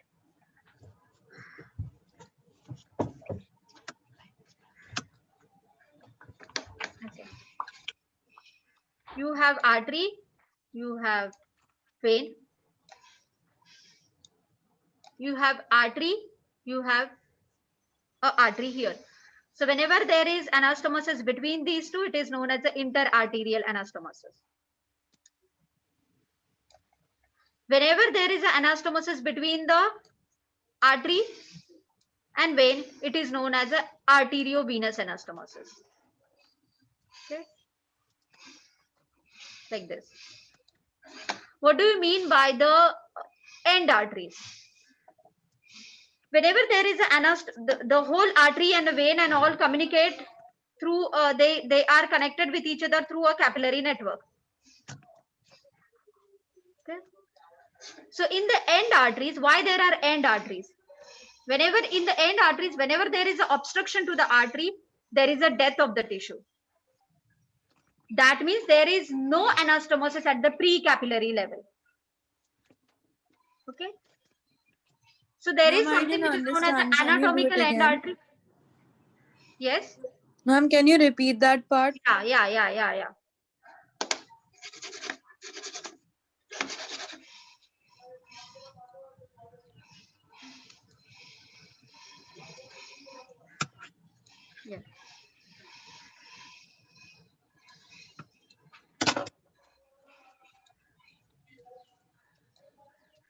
Okay. What do you mean by the end arteries? End arteries do not have an anastomosis before its precapillary level. This anastomosis do not exist. So if there is a blockage at this site,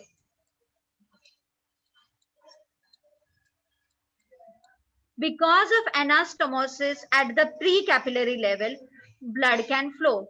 But if this precapillary level ka anastomosis is not there, whenever there is a blockage, this whole thing get blocked because there is a no flow flowing.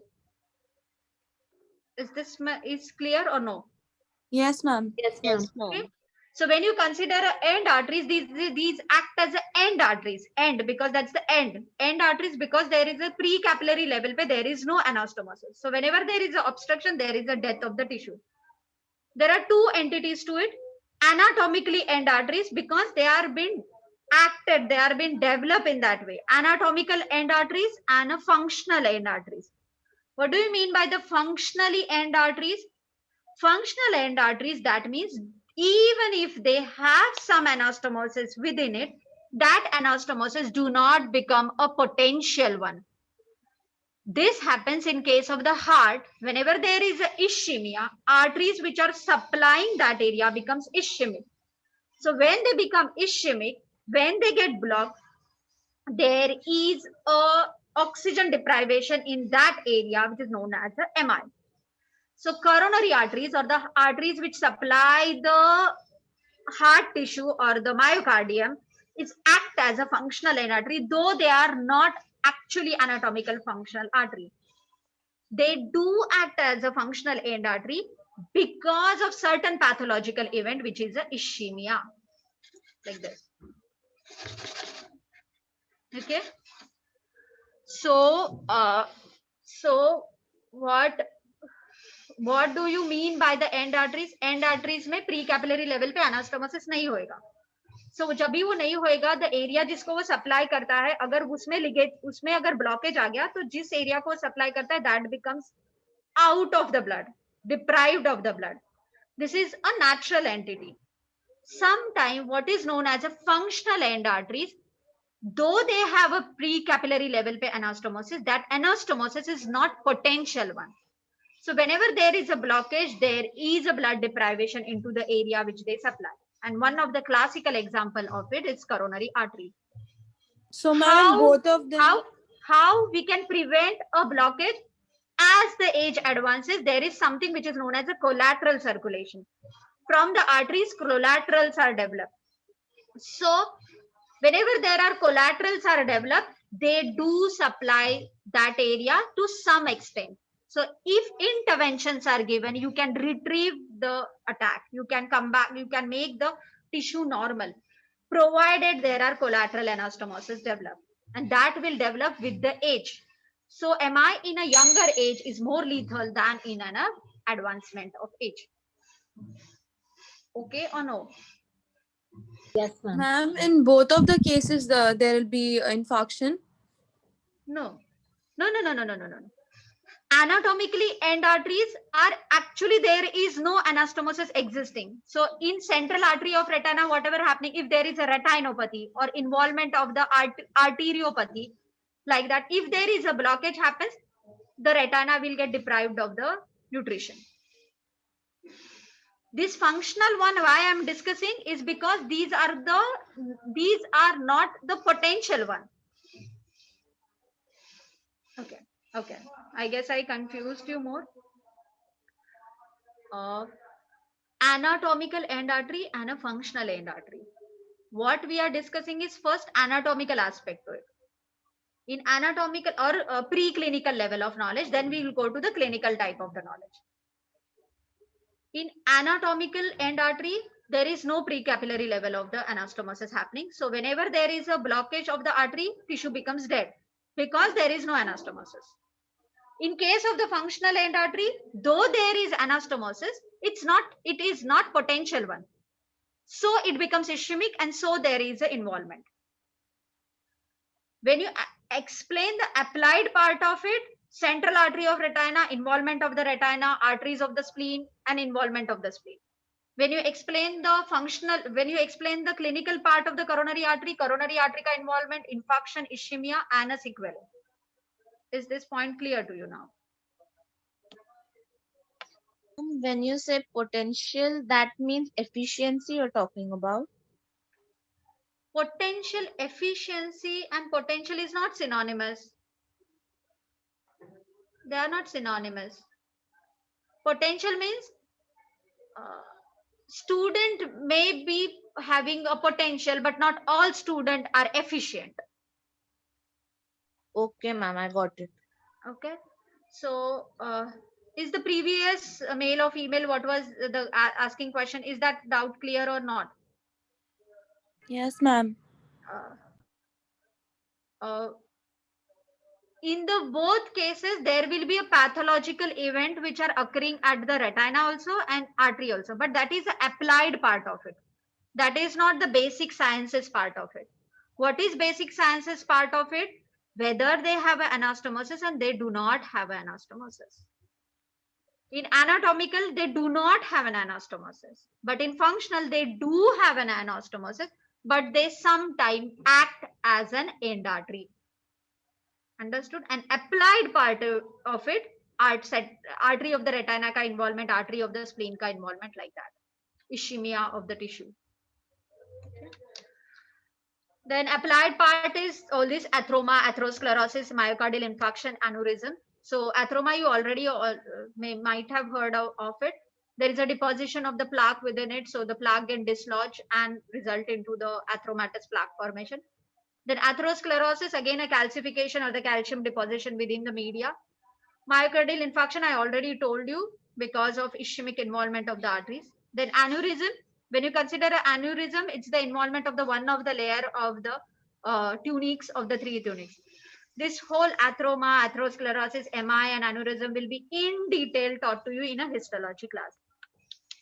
With this, I conclude my CVS. What are the questions from the from the blood vascular system? Is anastomosis, end arteries, classification of blood vessel. That's it from general part.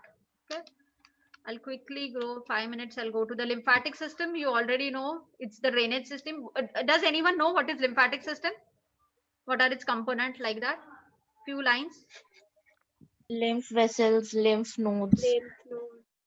The leakages, all the leakages, they accumulate in lymph, the network of The plasma from the blood drains and interstitial fluid drains. Yes, it is a interstitial fluid. Yes, it is a interstitial fluid. Is blood minus RBC? Okay, okay, okay. So when you consider a lymphatic system, the important interstitial fluid within it is the lymph. So it's one of the drainage system composed of the vessels, capillaries, lymph nodes, lymphatic tissue, lymph organs. Function is to drain excess fluid through the venous end, and primarily, as you all know, it is Defense. Yes, it is immunological defense.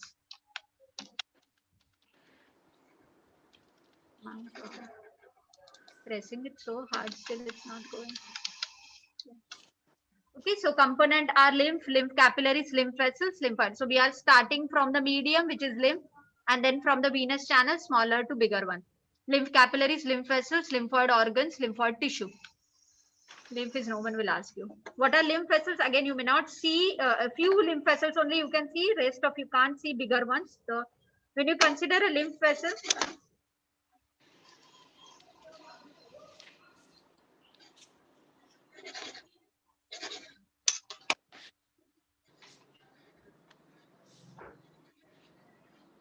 where my pointer is going. 1 second. I don't know. There is nothing highlighting in this. I can't see also. Okay. So when you consider a lymph vessels, these are the lymph vessels. They are actually a beaded channel, allows the unidirectional flow. These lymph vessels converge around the structure which is known as a lymph node.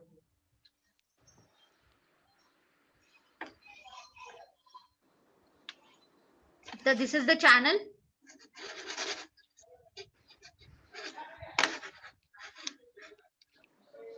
There is no support for the mouse, so it's find it very difficult. There are lymph capillaries, lymphatic vessels, lymph node, lymphatic vessels, lymph trunk, collecting channels, and finally into the subclavian vein. Do you all know where this lymphatic ducts open? Subclavian vein. ये भी most of the time तुमको आता है 12th NEET में this is asked or no? Do you know thoracic duct, lymphatic duct, right lymphatic duct, left lymphatic duct? Usually students No. answer that. No, ma'am. Usually students usually answers that. Okay, lymphatic duct, this is the final bigger channel. There is a right lymphatic duct. You can see a distribution area of the right lymphatic duct. Again, a thoracic duct, lymphatic duct is a per se a bigger topic in a thoracic region. So it's just the general overview of the what is lymphatic duct. Lymphatic duct, there is a right lymphatic duct and there is something which is known as a thoracic duct. So right lymphatic duct receives the lymph from the all this shaded area, head, right leg, and the right thoracic region. And the rest of the part goes to the thoracic duct. So what are the lymphoid organ? मालूम होना चाहिए तुमको. This you all know. Yes or no? Yes, Yes, ma'am. What are primary and secondary? Primary are bone marrow and thymus. Yeah, so there are primary lymphoid organ and the secondary. These are actually production of them later on with the initiation of response is the secondary one. Applied part of it, this also you all know, lymph node ka enlargement. Whenever you have lymphangitis, lymphadenopathy, you all know. Whenever you get any injury, regional lymph nodes enlarge hota hai or no? Have you noticed that in your body? You get a pain somewhere else other than the injured side, or you can see a tenderness somewhere else. Or Yes, no? yes. Like if you have Yes, a foot में कुछ तो लगा रहेगा, तो you can feel a lymph nodes enlarge in your groin. Or no? Have you noticed that? Or somewhere if you have a dental ache, you can feel your नीचे का mandible के नीचे का lymph node become sore. Yes. Yeah. Yes, ma'am. That is known as a lymphadenopathy because उसका drainage area वहां पे है. मतलब capillaries, lymph vessels, lymph node वहां पे drain करते हैं. Finally they go lower down or a bigger down. So that is a lymphadenopathy is one entity which is where there is an involvement of the lymph node because of the immunological response to get defense, to act as a defense mechanism for the site where there is an involvement. Then lymphangitis is the lymphatic involvement of the lymph vessels. So here you can see a lymph vessel become tortuous. Here, all this. Okay. Then there is filariasis. Have you heard about this terminology, filariasis? Yes, ma'am. Elephant leg, all that is due to Elephantiasis. yeah, it is due to the involvement of the one of the parasite, and wherever there is a excessive involvement of the lymphatic tissue, and so it becomes swollen and become heavy. So elephant leg also it is known as a. So filariasis, lymphadenopathy, lymphangitis is three entities, three applied part of it. So from lymphatic system, no question will come to you. It is a primary topic of the histology, where you will study a slide of the spleen, you will study a slide of the you will study a slide, four lymphatic organ primarily, including a palatine, tonsil, lymph node, thymus and all. So it will be in detail cover with you in a lymphatic system. From cardiovascular, blood vascular system, almost 50% will be covered in a histology class. Only 50% is what I have covered today. Okay. If you have doubt, keep your doubts ready and ask me next time. I'm super over the time. Okay. So with this, I'll stop sharing. Okay. Bye. In the next class, we'll be there. Last time we were discussing about the cell structure and the disorders related to its organelles. So just because of the doubts which you had asked me last time, I have modified this slide and I have mentioned the disorders, the organelles which are responsible for the particular disease, and the defect present in that particular disorder. Okay. So, like Yes. alongside cystic fibrosis, there's some gray box, and we can't see what's written. Yeah, just a minute. That is, can you see now? No, No, sir, sir, it not has yet. increased. Yes. No, sir, it increased. What has increased? Wait. So now it's clear. Sir, now it's gone. Okay, we are going to discuss these things in detail. Don't worry. This was just a slide which I have modified, so don't worry about it. I'll just revise what diseases we have covered in last lecture. So to begin with, we started with mitochondria. Am I audible? Yes, Yes, sir. sir. We started Yes, with sir. mitochondria. We have seen the structure of mitochondria. The diseases which are related to mitochondria are Lump's disease, Parkinson's disease, cardiomyopathy. There are many others. These are just to label a few. There was a problem in energy transduction in Lump's disease. There was the cellular degeneration as the age of the cell goes on, because of the aging process there occurs degeneration. So Parkinson's especially is a degenerative disorder. Then related to lysosomes, we studied gout. As I told you, gout is a disorder where uric acid increases. Uric acid is the disposal end product of purines. Purines are nothing but they are required for formation of DNA and RNA. Purines are the nucleotides. They help us in the formation of DNA and RNA. To label few purines, you can have adenine, guanosine, and so on. So in this particular disease, patient comes with the swollen joints, most likely metatarsophalangeal joints. That is the great toe. Patient ka great toe of the foot will be swollen, inflamed, red, and inability to walk. This is the complaint. Other joints which will be involved are knee joint. Okay. The problem is in the lysosomes. The problem, there are two basically problems. The first problem is uric acid is excessively produced. Okay. Uric acid, as I told you, it is a disposal end product. So this increased uric acid is phagocytosed. Phagocytosis is a complicated terminology. For example, phagocytosis means you are eating up. Phagocytosis, a simple terminology to explain phagocytosis is eating up, eating or galloping up. Okay, so uric acid is phagocytosed by lysosomes and which causes release. As I told you in the last lecture, lysosomes, peroxisomes are the defense mechanisms or the defense personnel of our cell. So whoever foreign comes inside the territory, they are defended or they are killed by lysosomes or peroxisomes. So uric acid is a foreign material trying to enter into the cell. Okay, so when a terrorist comes, lysosomes come into action. They will go and eat up the uric acid. That process is called as phagocytosis.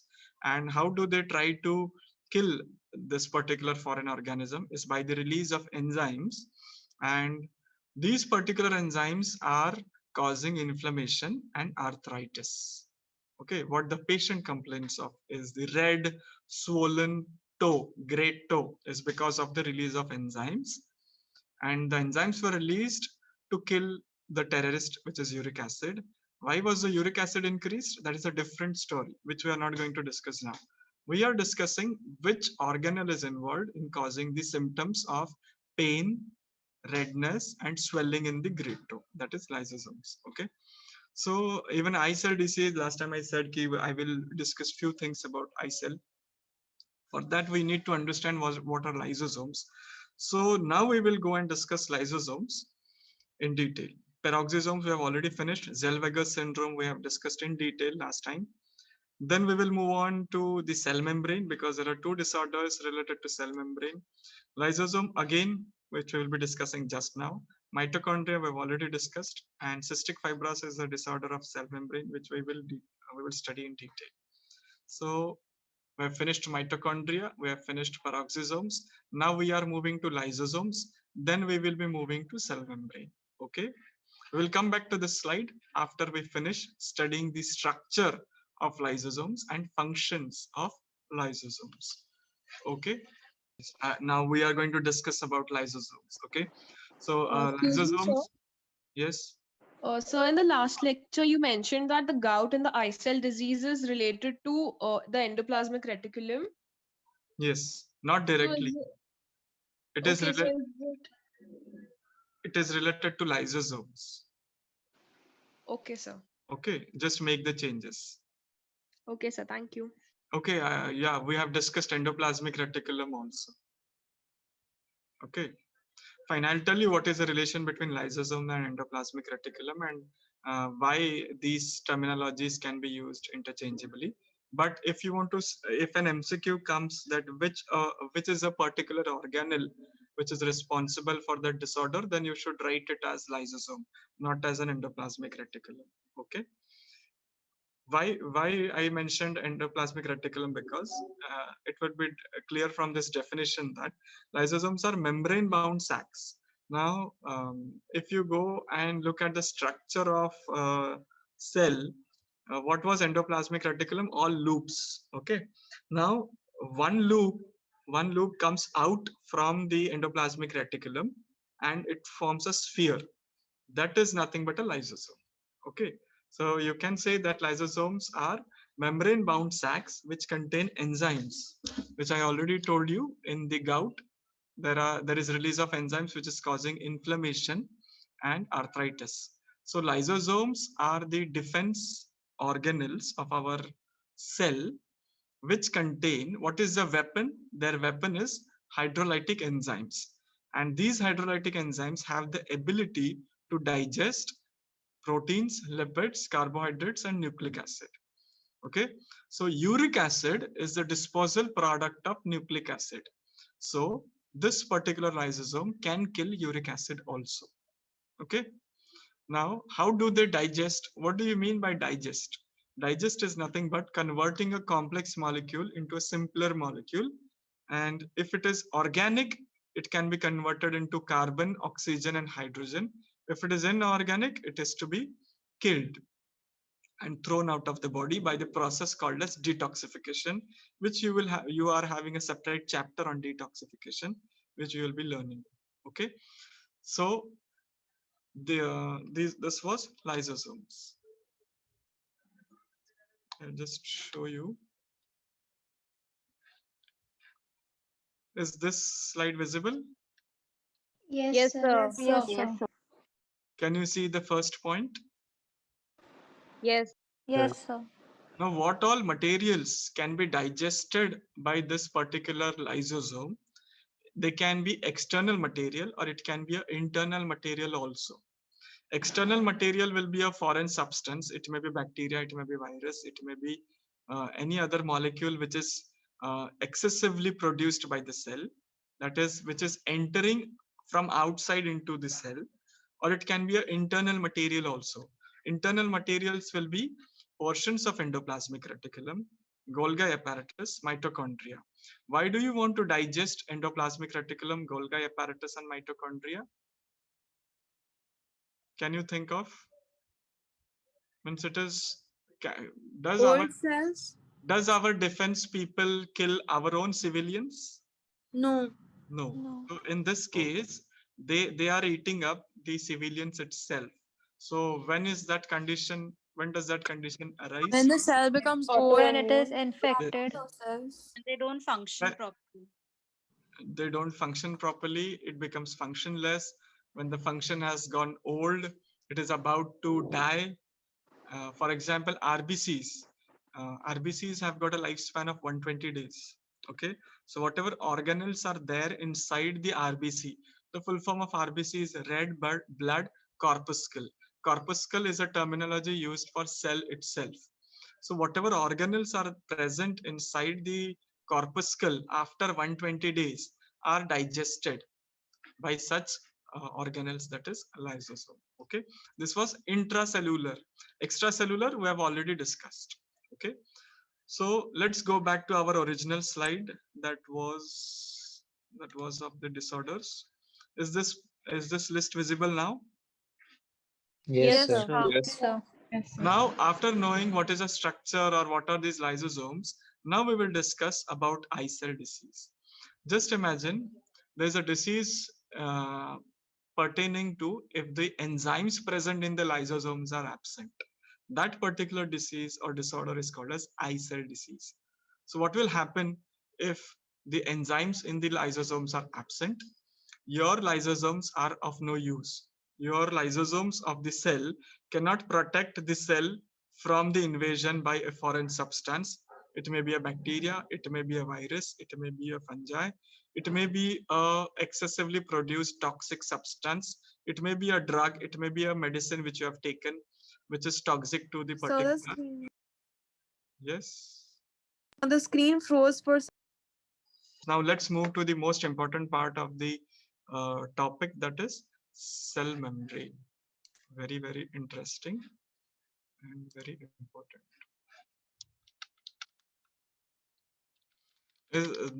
Is this blue color PPT visible to you? Yes, Yes, sir. sir. Yes, sir.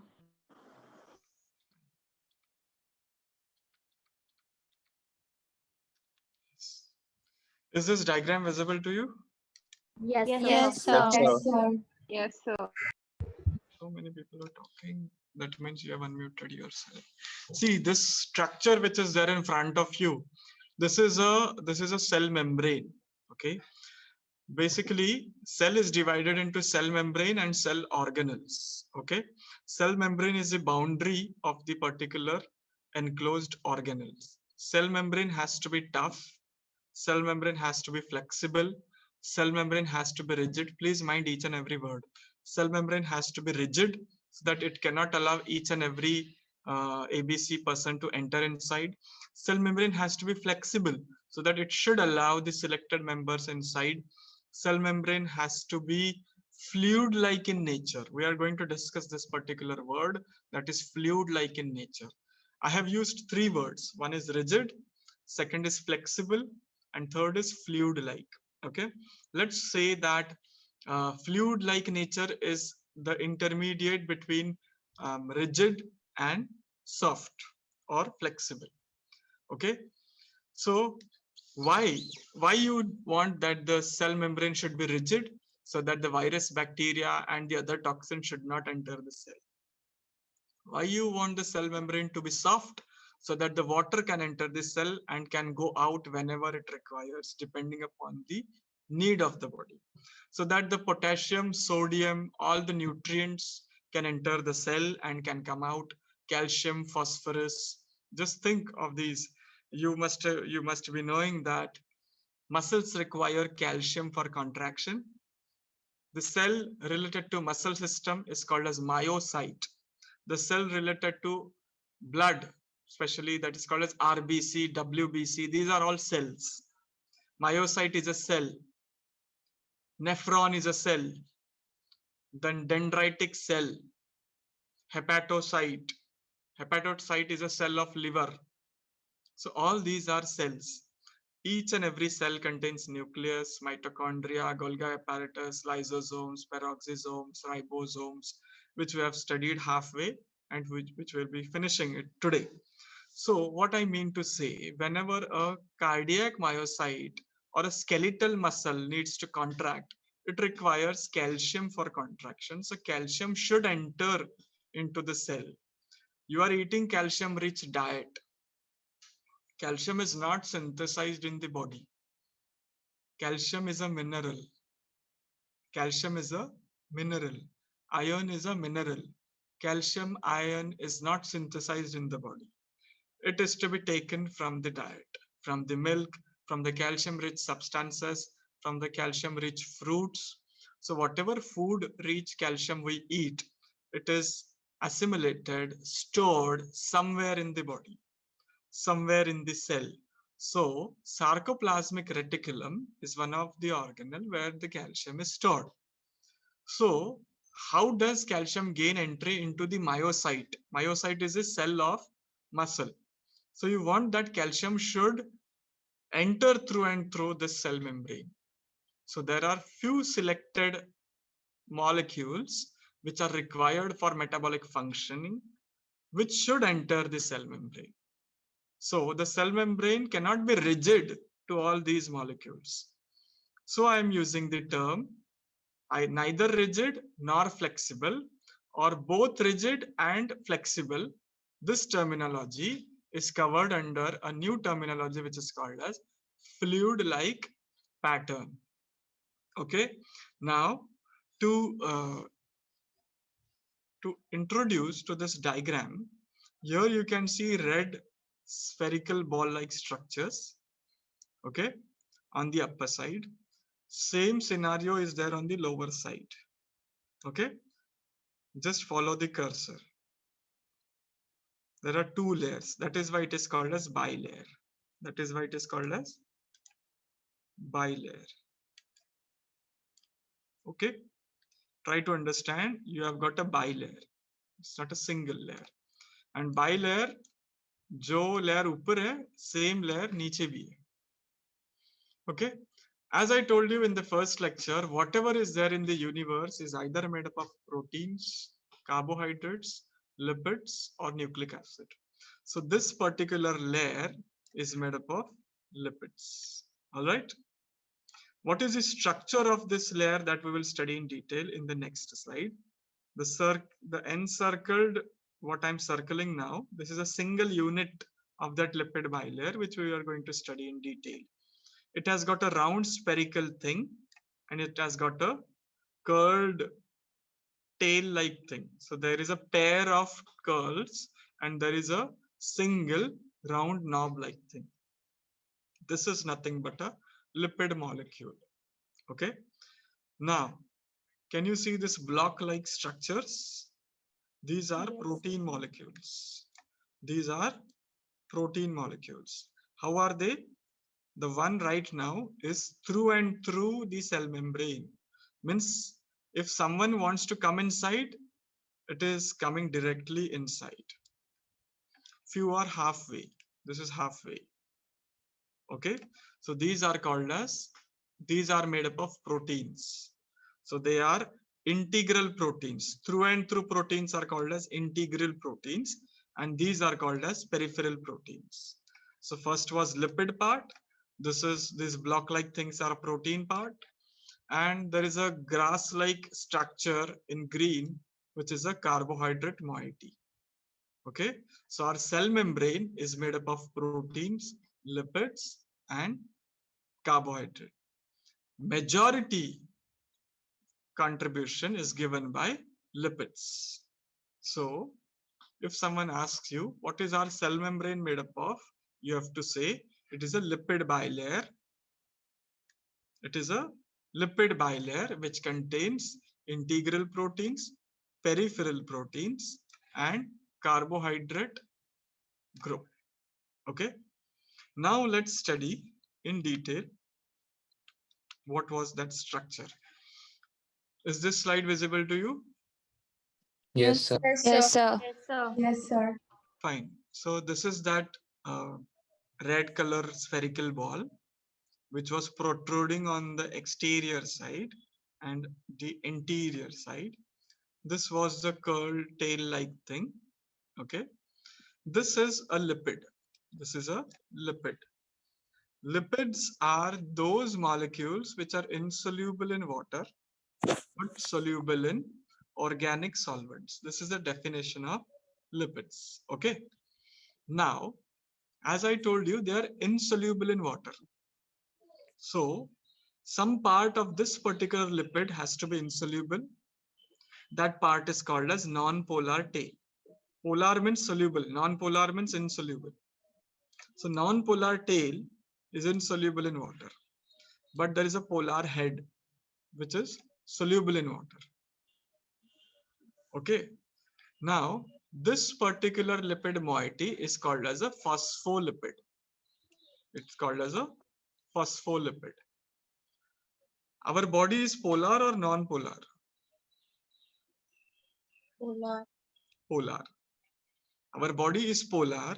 That is why the polar head is on the outside and the non-polar is in the inner part. I will show you the diagram again.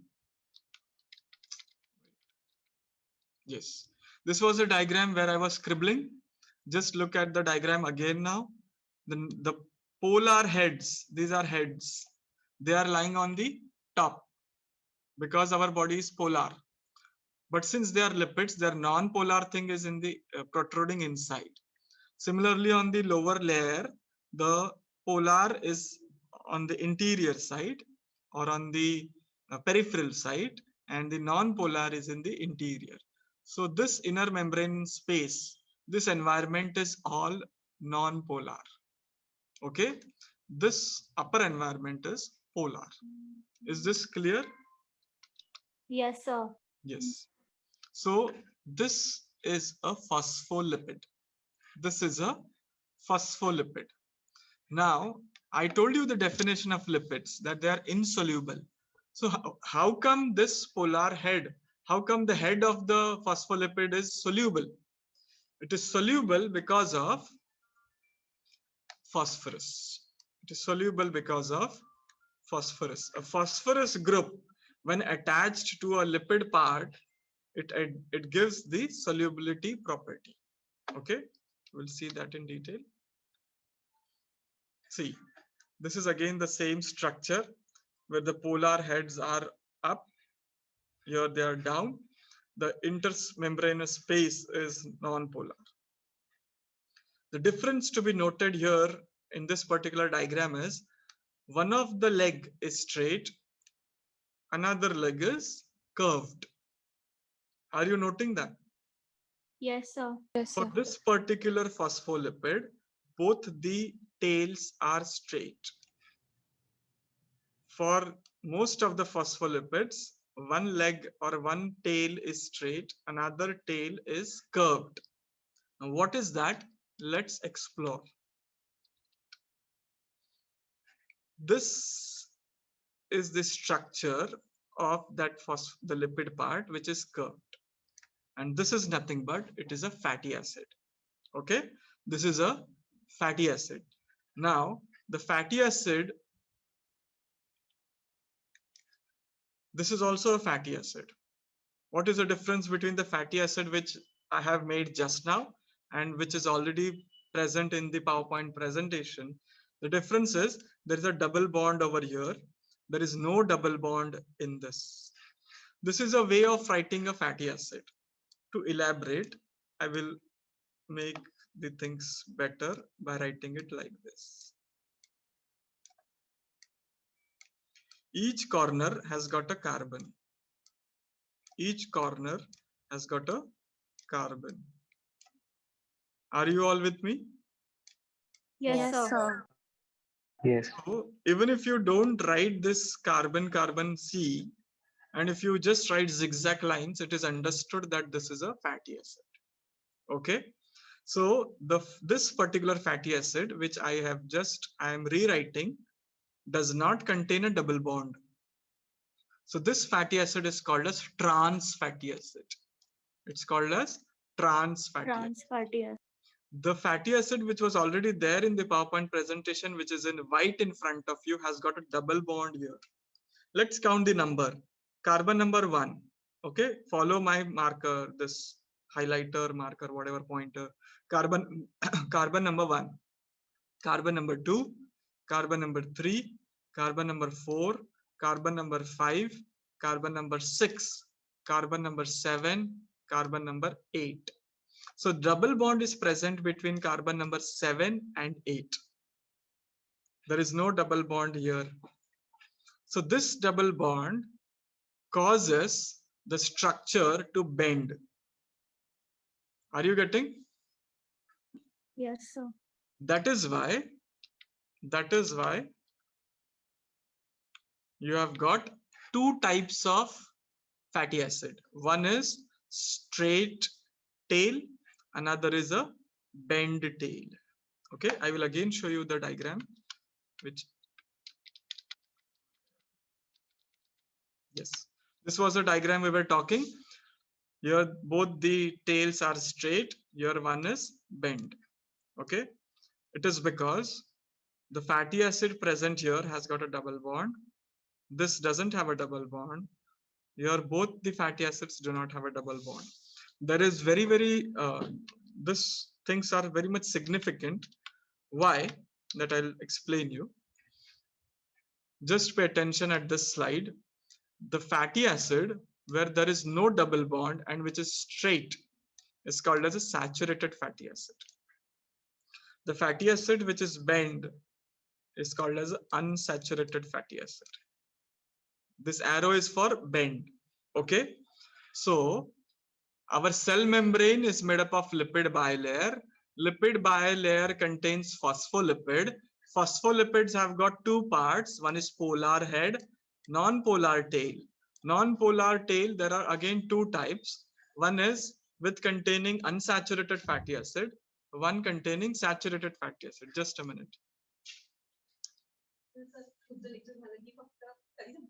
दीड 12:30 ते दीड काय झालं घरी चालले तर मग तुम्ही फक्त मी मामाला सांगून मी हे स्विच ऑफ करून जाईन हा फक्त स्विच ऑफ करा मी मामाला सांगून देते फक्त की बंद करा चालेल ना ते कडी कोण लॉक कोण लावणार ते मामा करेल ना आमच्याकडे चावी आहे ना चालेल चालेल ओके या okay so we were talking about saturated fatty acids and unsaturated fatty acid. If unsaturated fatty acid is there, then you will get a curved non-polar tail. If it is not there, it will contain straight non-polar tail. Now, after understanding this, just look at the diagram which I just showed you.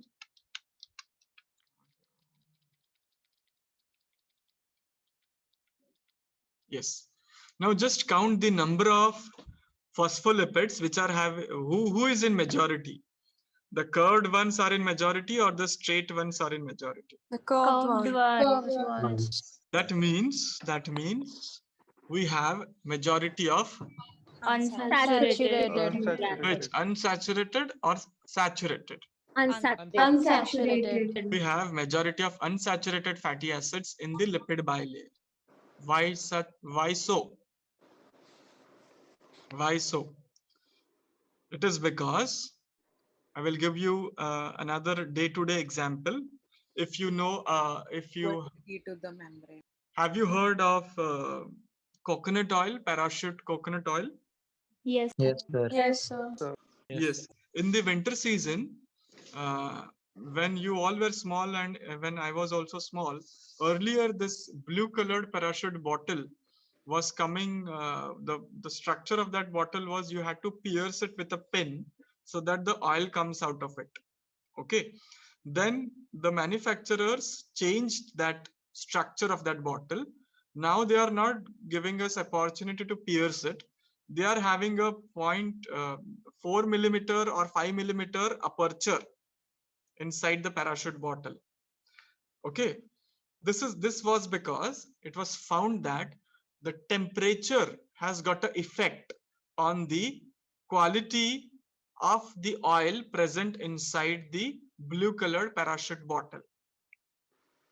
Which oil is there inside the blue colored bottle? That is coconut oil. Now coconut oil is contains maximum amount of saturated fatty acids. Coconut oil is not an edible oil. South Indians do use it, but it is not accepted. Okay, coconut oil is not counted as edible oil because it contains saturated fatty acids. Now these saturated fatty acids have got a tendency, or they are affected by the temperature. So they change their state. That is why in the coconut hair oil bottle, in summer season, the oil is in liquid state. In winter season, because of the temperature, the oil present inside the parachute oil bottle becomes semi-solid or granular. Are you getting my point? Yes, sir. Yes, sir. Yes, sir. Yes. So our parents, the generation of our parents, were finding it difficulty to take out the oil from the bottle because we were piercing it. Not our generation, our parents' generation. So the manufacturers stopped that idea, and in winter season, even if the oil comes in the granular form, it is at least coming out.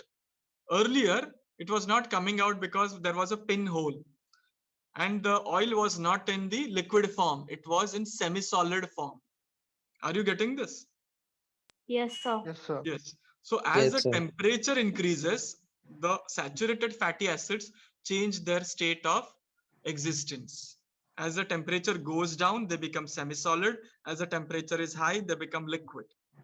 Are you getting this? This particular temperature is called as transition temperature. Okay. The definition which is there in front of you is of the transition temperature. Are you able to read this? Yes or no? Yes, sir. Yes, sir. Yes, sir. Let me read again. The temperature at which the membrane changes from a relatively rigid gel form into a more fluid form is known as a transition temperature of a membrane.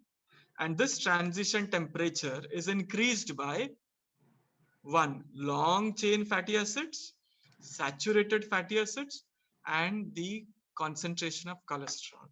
So the coconut oil has got saturated fatty acid. So it requires higher temperature. The word, try to understand this word increase. Increase means higher temperature. So it will be present in the solution form only and only at the higher temperature. So in the winters, when the temperature is going down, it is in the gel form, rigid form. Are you getting this? Yes, sir. Yes. Yes, sir. So there are two other things which are required to understand long chain fatty acids. I told you this is a fatty acid.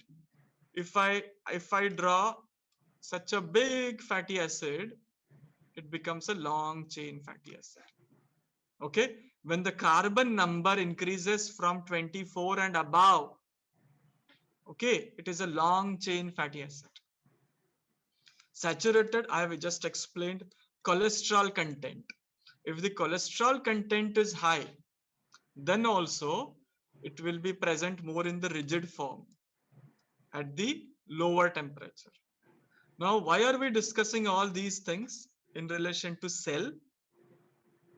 Because I told you cell has to be rigid also, and cell has to be in cell has to be soft also. So if you want the cell to be soft and rigid both, you have to fix the concentration of saturated fatty acid, long chain fatty acid, and cholesterol. If you are putting more amount of saturated fatty acids, your cell will become rigid. Are you getting? Yes, sir. That is why in this diagram, there are less number of saturated fatty acids and there are more number of unsaturated fatty acids. Majority is unsaturated fatty acids. Are you getting this? Because we want all of the fatty acids are not unsaturated. Few are saturated also, because we want the cell membrane to be bit rigid, and also it has to maintain a fluid like nature so that the required things can enter or take a exit, and unrequired things can be taken care by the rigidity of cell membrane. Are you getting this? Rigidity. So this is a concept in to be understood pertaining to the cell membrane. Our cell membrane is not a solid cell membrane like the wall which is there behind me. Okay, but it is not like there is nothing. There is a wall, but that wall is in the fluid-like state. Fluid-like state means only the required things can enter. So now you tell me which things can enter, lipid soluble or lipid insoluble? Lipid soluble. Lipid soluble. Yes, lipid soluble things will get an easy entry. Lipid insoluble things will not get an entry. Okay. Now, what about the things who are lipid soluble but want to enter inside the cell? For them, we have got windows. We have got windows in such rigid cell wall. Those windows are made up of proteins. So this is a window. This is a window. This is a door. Are you getting? So the things which are lipid insoluble can enter via this. Example, H2O. H2O enters inside the cell via a channel. So proteins are nothing but they are channels. They are the transport mechanism. And the channel for water is called as aquaporins. Aquaporins. Okay? Are you all with me? Yes, sir. Yes, So sir. aquaporins are the channels for entry of water. Similarly, we have got such transport mechanisms for glucose, for sodium, for potassium. Okay, we are going to study, you are going to study in detail all such transport systems in physiology. Let me tell you, this is the pink thing. Above pink thing is the exterior of the cell. Like this is exterior, E for exterior, outside the cell, and this is inside the cell. So this is full of potassium. Majority is potassium. In exterior, it is full of sodium. Okay, that is full of sodium. So someone has to keep this discrimination. Otherwise, we all go for equilibrium. By default, if there is more of sodium outside, it will try to enter inside. If there is more of potassium inside, it will try to go outside by the law of nature, that is of equilibrium. So there is a transport system which is pumping the sodium outside and which is pumping the potassium inside. That is called a sodium potassium transport. Similarly, this sodium potassium transport is a protein. The way aquaporins are protein, this transport proteins, these transport channels are made up of proteins. I hope by this time it is clear what is the role played by lipids, what is the role played by proteins. So lipids are not allowing insoluble things to enter. At the same time, they are flexible like a fluid, so that the lipid soluble things can gain entry. Lipid insoluble things, or which cannot enter through the lipid layer, can gain entry via the transport mechanisms, that is sodium, potassium, water, and so on. Many other transports are there, like chloride also. Now, pertaining to the disease called a cystic fibrosis, the last disease in our list. Cystic fibrosis may the patient, in a patient of cystic fibrosis, there is a mutation. Do you understand the terminology mutation? Yes, sir. Mutation is a genetic mutation. You know what is a codon, what is an anticodon, what is replication, what is transcription, what is translation. Yes, Yes, sir. sir. Okay. Yes, sir. So each and every protein has got a genetic information present in the DNA. Suppose DNA was damaged, there occurred a mutation. So damaged DNA is going to produce a defective protein. Okay. So in case of cystic fibrosis, the protein which is called a CFTR, cystic fibrosis transmembrane protein. Understand? Cystic fibrosis transmembrane. This is also a transmembrane protein. Okay. In case of cystic fibrosis, the transmembrane protein allows chloride to travel. So normally this protein is synthesized, but in the patients of cystic fibrosis, this protein is defective, so that the chloride transport is affected. That is why the patient suffers from cystic fibrosis. Are So you can getting? you explain it again? Yeah, I'll show you that slide. Wait. Where is that slide? Yes. Is this slide visible? Is this slide visible? Yes, Just, sir. just focus on the last disease that is called as cystic fibrosis, where the organelle is cell membrane. Pertaining to cell membrane, I told you it is cell membrane is a lipid bilayer which has got intruded protein particles and also carbohydrates. Now, specifically in cell membrane, it is not the lipid bilayer which is defective, it is a protein part which is defective. And proteins have got only one role in cell membrane, that is transport of something. Transport of something. It can be either water, it can be either sodium, potassium, chloride, glucose, minerals, and so on. Pertaining to the patient of cystic fibrosis, the protein part which is defective is called as CFTR. Is called as CFTR. CFTR. Last. CFTR stands for C for cystic, F for fibrosis, T for transmembrane.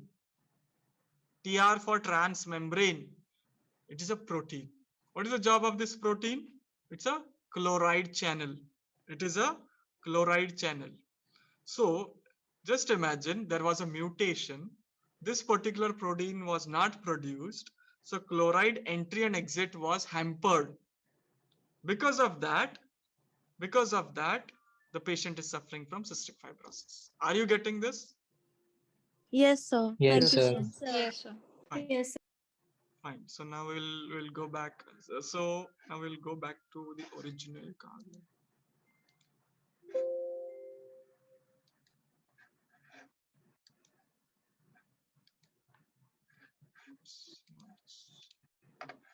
Yes. So we're talking about this. Yeah. So polar, non-polar is clear. Now you have understood why we have majority of unsaturated fatty acids. It is for this is called as fluidity of membrane. This is called as fluidity of membrane. And fluid, why you want the cell membrane to be in fluid-like state? Why?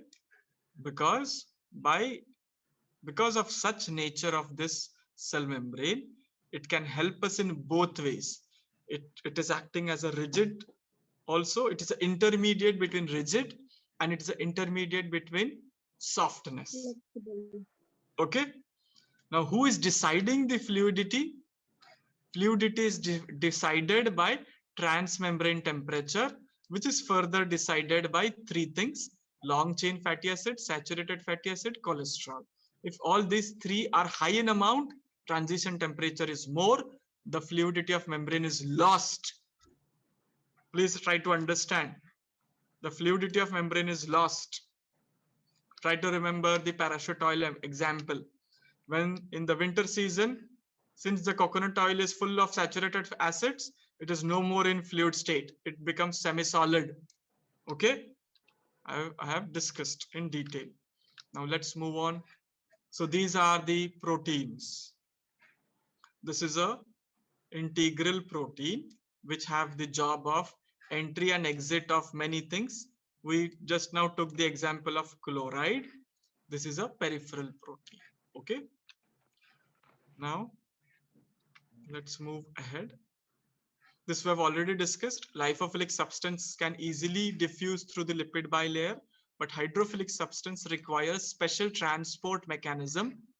That is nothing but diffusion. This transport facilitated diffusion, active diffusion, you will study in detail in physiology. Okay. Let's move ahead. Let's move to our cell disease chapter. Slide. Yes. There are two more disorders which are related to cell membrane. Have a look. Just below the Zellweger syndrome, you have got something called as hereditary spherocytosis. Did you notice that? Hereditary spherocytosis. Yes, sir. Yes. And there is also one called as nephrogenic diabetes insipidus. Nephrogenic diabetes insipidus, not diabetes mellitus, it's diabetes insipidus. Here the problem is also with the cell membrane, and the problem is still in the membrane channel only. Here the mutation is in the membrane protein. In nephrogenic diabetes, there's a mutation in the channel which was carrying water, aquaporin. Aquaporin is a channel which carries water. In hereditary spherocytosis, because the membrane proteins are defective, the RBC develops spikes. RBC develops spikes. Are you able to see this diagram? Yes, sir. Yes, sir. So just imagine this is a normal RBC. This is a defective RBC from a hereditary spherocytosis patient. This particular RBC is vulnerable for accidents. And that accident is rupture of RBC, bursting of RBC. And then these patients have got excessive hemolysis. Their RBCs are ruptured easily. Okay, that is in the details. So we are not going into hereditary spherocytosis in detail. Just try to understand the problem in the membrane proteins. Which membrane? RBC membrane proteins. Since the membrane proteins are defective, they develop spikes, the one I have showed. Is this clear? Yes, sir. So that was all about cell membrane. Okay. Now we will come to the next, which is left. So we have finished eye cell disease, Zellweger's, hereditary spherocytosis, nephrogenic diabetes mellitus. Now let's come to chronic granulomatous disease. Okay, this is also lysosome. What was the function of lysosomes? What are lysosomes? Lysosomes are sac-like structures. And what is there in that sac? It contains enzymes. It contains enzymes. These enzymes, what are enzymes? Enzymes are catalysts. Enzymes are catalysts required for metabolic function. Okay? And lysosomes have those enzymes which can kill or which can digest the foreign substance, the toxic material, the microorganism, the bacteria, the virus, the fungi. Okay. Now, in this particular disease of chronic granulomatosis, there is a mutation. There is a genetic part that NADPH oxidase system. Oxidase means it carries out oxidation. And this particular enzyme, NADPH oxidase system, is defective. So what? So what will happen? If this is defective, whenever the cell is attacked, by the infective material, lysosomes are not able to take care of that particular terrorist because there is a problem in lysosomes and this enzyme system is absent. That is why the body reacts by producing chronic granulomas. Granulomas are inflamed swellings. This is the body's reaction to the infection. If the lysosomes would have contained this particular oxidase system, the infection wouldn't have occurred because lysosomes would have killed the infective person. Since it is not able to kill, the patient has got granulomas. And Sir, can you just repeat what is granuloma? Granuloma is a swelling which is red, painful, which the tissue, there is excessive swelling in the cell. What is swelling? Excessive accumulation of water, infectious fluid. Okay. It is a body's reaction to the infective material or infective organism. Okay. It is a body's reaction to the infective organism. Usually, lysosomes prevent this from occurring because of presence of NADPH oxidase system. But since that is defective because of genetic mutation, Lysosomes are not able to perform that function. So body has to bear with it. Are you getting? Yes, sir. Fine. Now coming to the next disease, which is called as Leber's hereditary optic neuropathy. This is particularly related to ophthalmology. Ophthalmology is eye, and the problem is in mitochondria. The problem is in mitochondria. Here also it is because of the genetic mutation where the proteins which are required for oxidative phosphorylation are defective. As I told you in the last lecture, when we were studying about mitochondria has got the function to produce energy. Energy is produced from a process called as electron transport chain. Electron transport chain. ATP, which is synthesized from because of electron transport chain, is by the virtue of oxidative phosphorylation. And there are certain proteins which are required for oxidative phosphorylation, which are defective in this particular patient. You are going to study how the electrons are transported, how the energy generated, what is oxidative phosphorylation in detail in a special chapter. But at this point of time, just try to understand this job was of mitochondria. These particular proteins were present in mitochondria, which are defective. That is why the patient is suffering from hereditary optic neuropathy. Hereditary optic neuropathy. Optic nerve. Optic is because of the nerve. It is the nerve which is responsible for vision. How many nerves are there in our body? You must have studied. You will be studying in anatomy. You'll be studying in 11. physiology. We have got optic nerve, olfactory nerve. This particular disease is related to optic nerve. And why it is hereditary? Because it is due to genetic mutation. So can you please do it again? What you want? Leber's hereditary optic neuropathy. Leber's hereditary optic neuropathy. The cell organelle which is affected is mitochondria. And what is the defect in mitochondria? The defect is because of the genetic mutation. The codon which were responsible for synthesis of proteins. Which proteins? Proteins responsible for oxidative phosphorylation. Proteins responsible for ATP generation. Such proteins were not able to produce by these particular patients. Why? Because the codons where the code for these proteins is present is mutated, is damaged. Okay. Since the code is damaged, the codon is defective, proteins are not produced.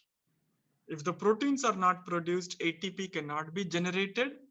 And this is in particular relation with the optic nerve. This is in relation with optic nerve only. So the patient has got ophthalmological signs and symptoms. Okay. Yes, sir. Thank you. So I guess we have covered all disorders. Yes. Fine. So any doubt?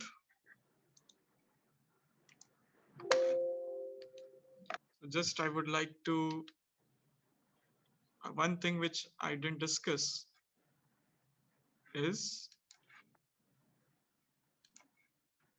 ribosome. I'll just show you the picture.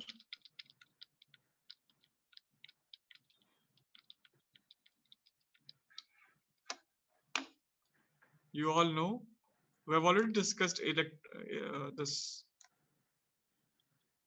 endoplasmic reticulum.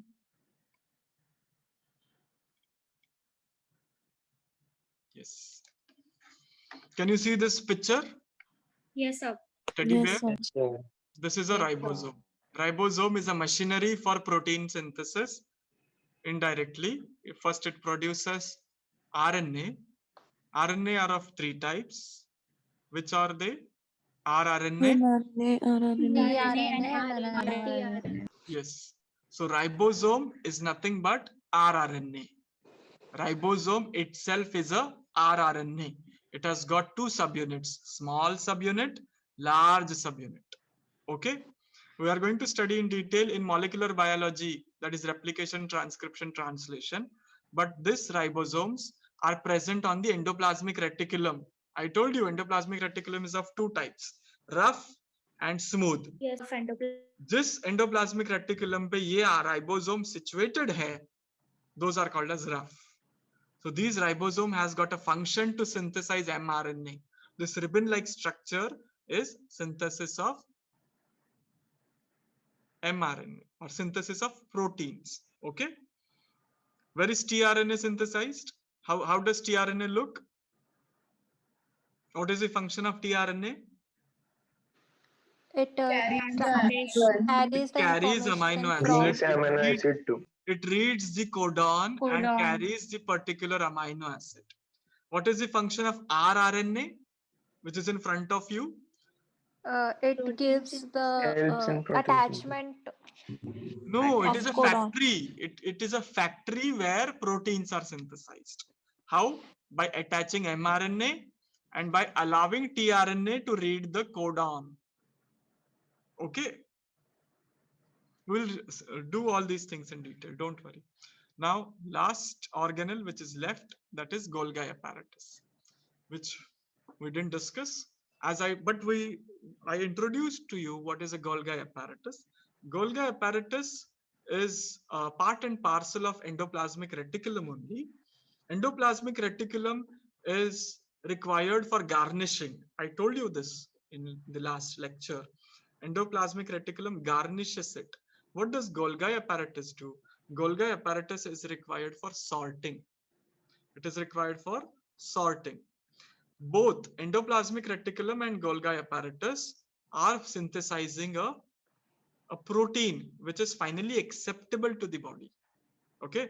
The process of translation produces a raw protein. Process of translation produces a raw protein. This raw protein is modified, is sorted, is garnished by both of them. That is endoplasmic. Sir, your voice is breaking. I said that protein is synthesized by the process of translation. Okay. Translation occurs in cytoplasm. This raw protein which is synthesized in translation comes to Golgi apparatus and then to endoplasmic reticulum for modification, for addition, for sorting, and for garnishing. Was I audible? Yes, sir. Yes, sir. So, if someone asks you what is the function of Golgi apparatus, you should say protein sorting. Okay? And protein modification. All right? Yes or no? Yes, sir. Yes, sir. Yes, sir. Let me read the chat box. There are no questions in chat box. Nothing. There's nothing in chat box. So if you have any doubts, you can ask. I will move to the last slide. Now, this is the last slide which you need to know. These are the markers of organelle. If I want to know whether the nucleus was present, was it damaged, what is the signature mark of that particular organelle? For nucleus, it is DNA. If DNA is present, that means nucleus was present or is present. If glucose 6-phosphatase enzyme is present, that means endoplasmic reticulum is present. If acid phosphatase enzyme is present, that means lysosomes are present. Marker for mitochondria is glutamate dehydrogenase. Marker for Golgi apparatus is galactosyl transferase. Marker for peroxisomes is catalase. Remember I told you peroxisomes where H2O2 was split into H2O and nascent oxygen? Yes, sir. Yes, sir. And then Yes, nascent sir. oxygen was killing the bacteria or the microorganism. So catalase was helping. Catalase was helping in splitting the H2O2 and nascent oxygen. Okay. So if catalase is present, that means peroxisomes are working properly. Peroxisomes are doing their job. All right. Okay. Yes, sir. Yes, sir. Yes, sir. So that was all about cell. I don't want to discuss these things. The slide in front of you, these are the pathways which are located in cytoplasm. In this 1 year, you are going to by heart all these pathways, which few you have already done in 12th standard. Glycolysis, HMP, glycogenolysis is a big list. As I told you, few pathways take place in cytoplasm. Few pathways take place in mitochondria. Few pathways take place in cytoplasm also and mitochondria also. So let's not go into the details now, because each and every pathway you are going to mug it up. Okay, you are going to mug up how cholesterol is synthesized, you are going to mug up how urea is synthesized, how porphyrin is synthesized. Everything you are going to do in the coming 1 year. Okay. So, Yes. so for the markers, will the diseased organelles have the same markers, or there'll be some variation? There are specific markers pertaining to disease also. Okay, but whole and soul, that is a group marker. Okay, like for example, if I want to confirm whether this patient has got cystic fibrosis, okay, then I will directly check for that protein, CFTR protein. We can quantify that protein at the level of molecules. Okay, there is a different criteria for diagnosis of these disorders. Don't worry. Thank you, sir. For example, for gout, you need not find out a marker which was present in lysosome, because gout is a clinical condition. Patient जब चलते चलते आएगा तो लंगड़ाएगा, because उसके great to में swelling है, उसके great to में पेन है, वो पैर ठीक से जमीन पे रख नहीं पा रहा है. So if I want to diagnose gout, I will just do I will ask few questions. I will check the grade toe, and then I will do a blood test to find out whether the uric acid is increased or not. By that, it is confirmed that it is gout. I need not do the lysosomal marker because gout is a disorder of lysosome. No. So these markers are not the pinpoint markers. They are pinpoint markers for organelle, but they are not pinpoint markers for diseases. Okay. Yes, sir. Fine. So we will stop here, and your next lecture will be started shortly. Maybe you can take a break of 5 minutes. Still, if you have any doubts, you can ask. You can put up what is a doubt. I have a question. So if you count, there are more number of saturated fatty acids than unsaturated fatty acids. I didn't understand this. What is this question? There are more number of saturated fatty acids than unsaturated fatty acids. See, the ratio of saturated and unsaturated fatty acids will decide the fluidity of membrane. If you are having more number of saturated fatty acids, the fluidity will be less. If you are having more number of unsaturated fatty acids, the fluidity will be more. Okay. Are you getting? Someone has sent this query, so I answered. Can you send us this PDF? This PDF is of no use. I doubt, because it's all the things which are given in the textbook are all here. So don't worry.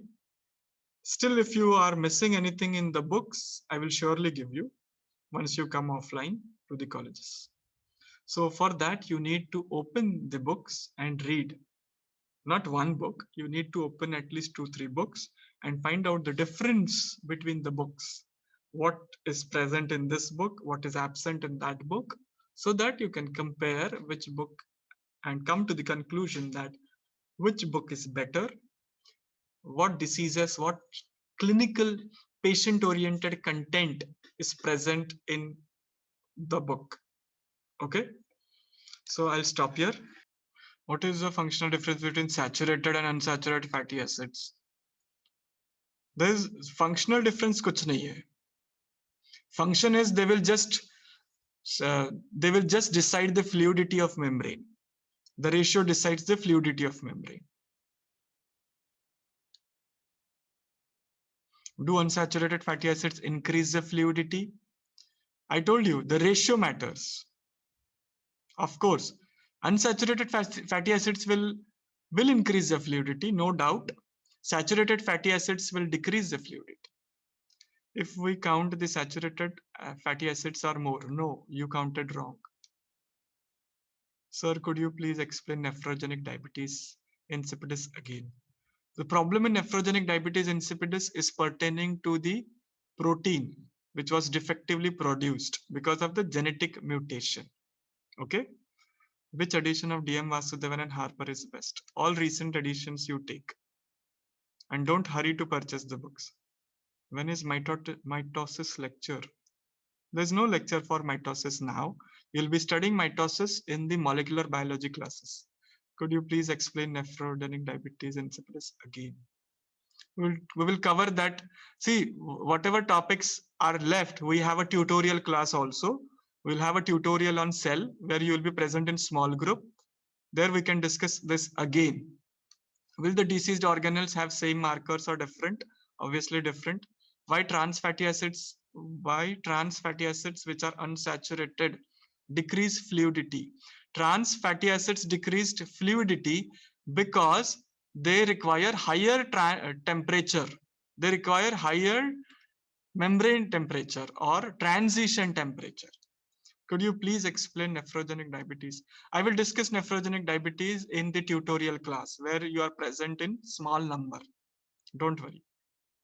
Why trans fatty acids which are unsaturated decrease fluidity? Again, the answer is same, because they are increasing the transition temperature.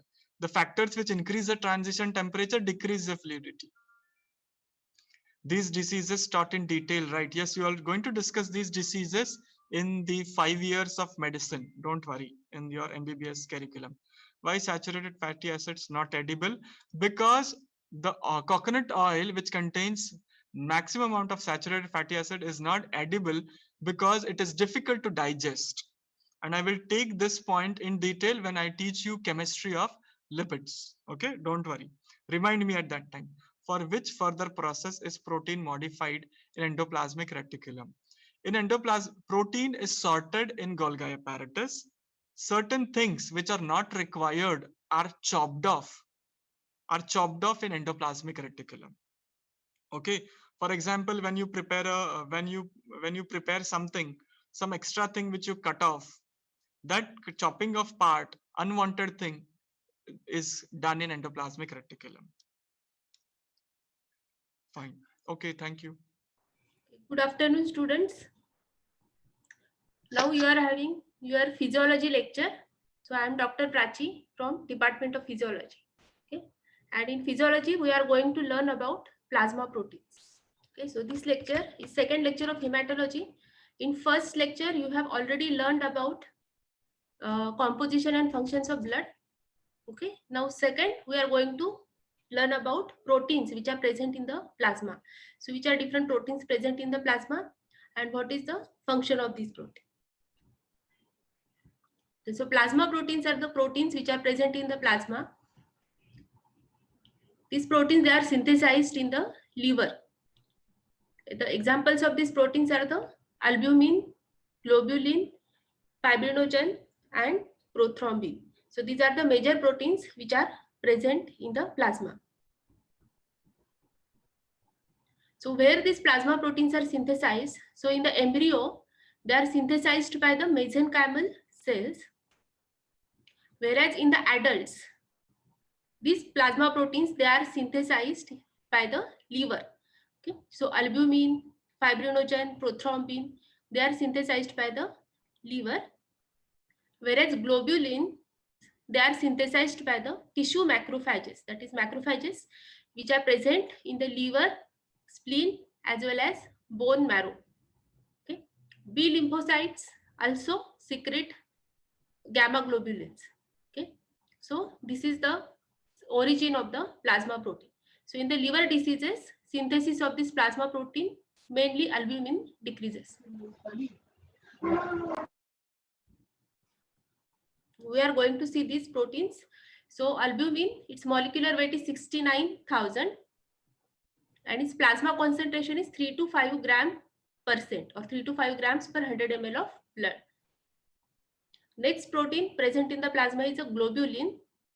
So there are different types of the globulins, alpha, beta and gamma globulins.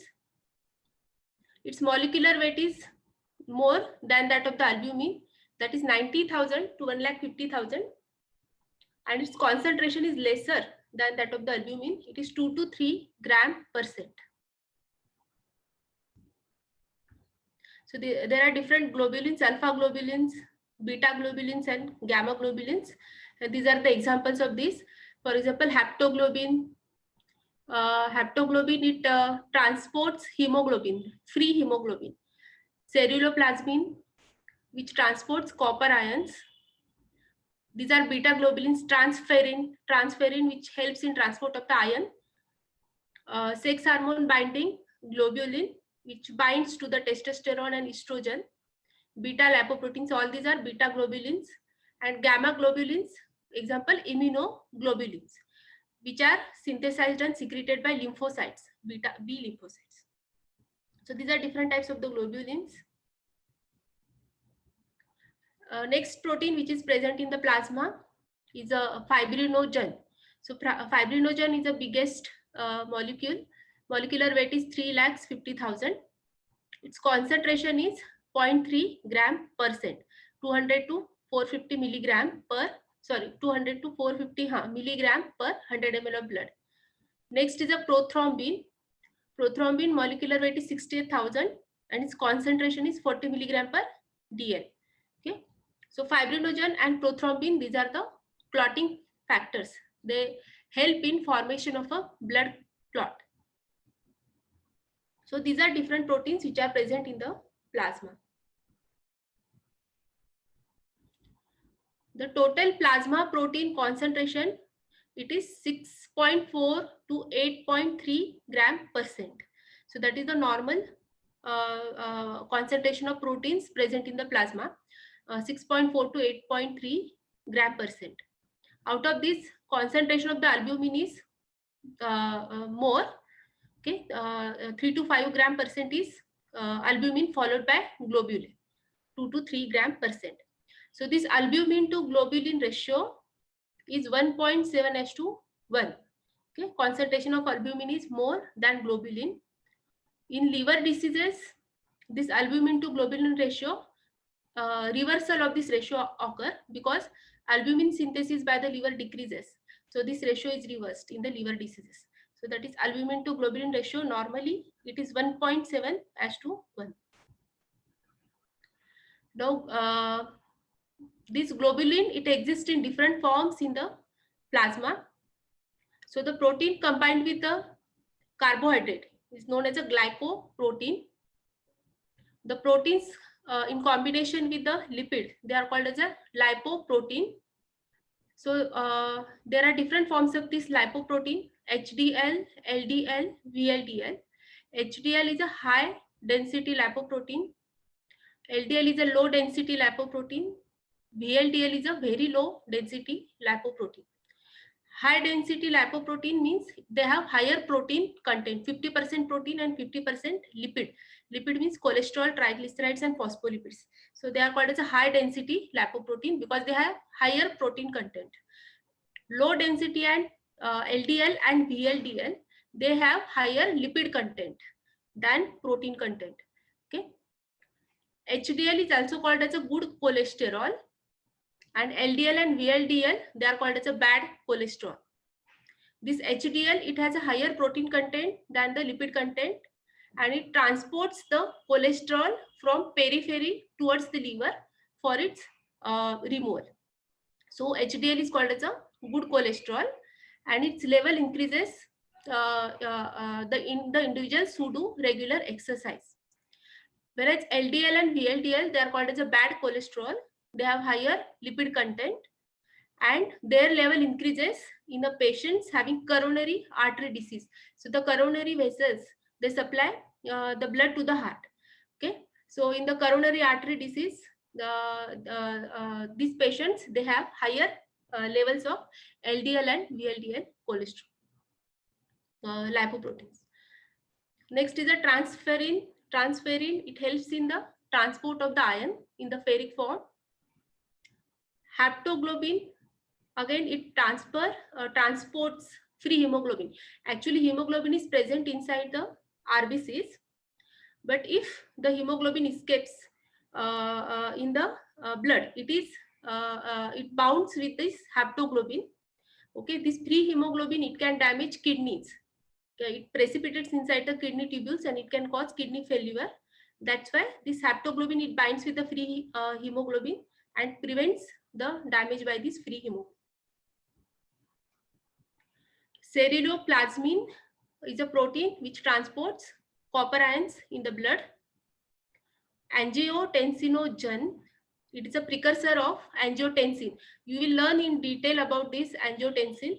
Angiotensin, it causes contractions of the blood vessels. It is involved in regulation of blood pressure. So that you will learn in detail in coming lectures.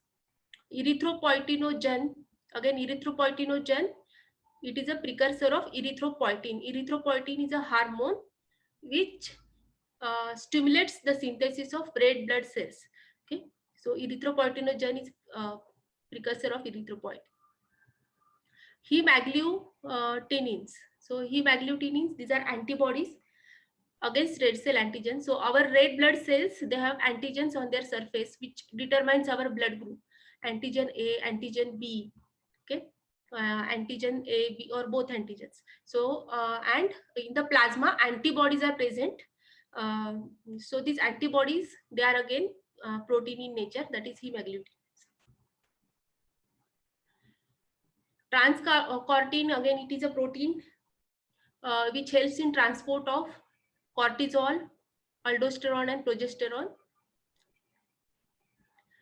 Sex hormone binding globulin, they helps in transport of the testosterone as well as estrogen.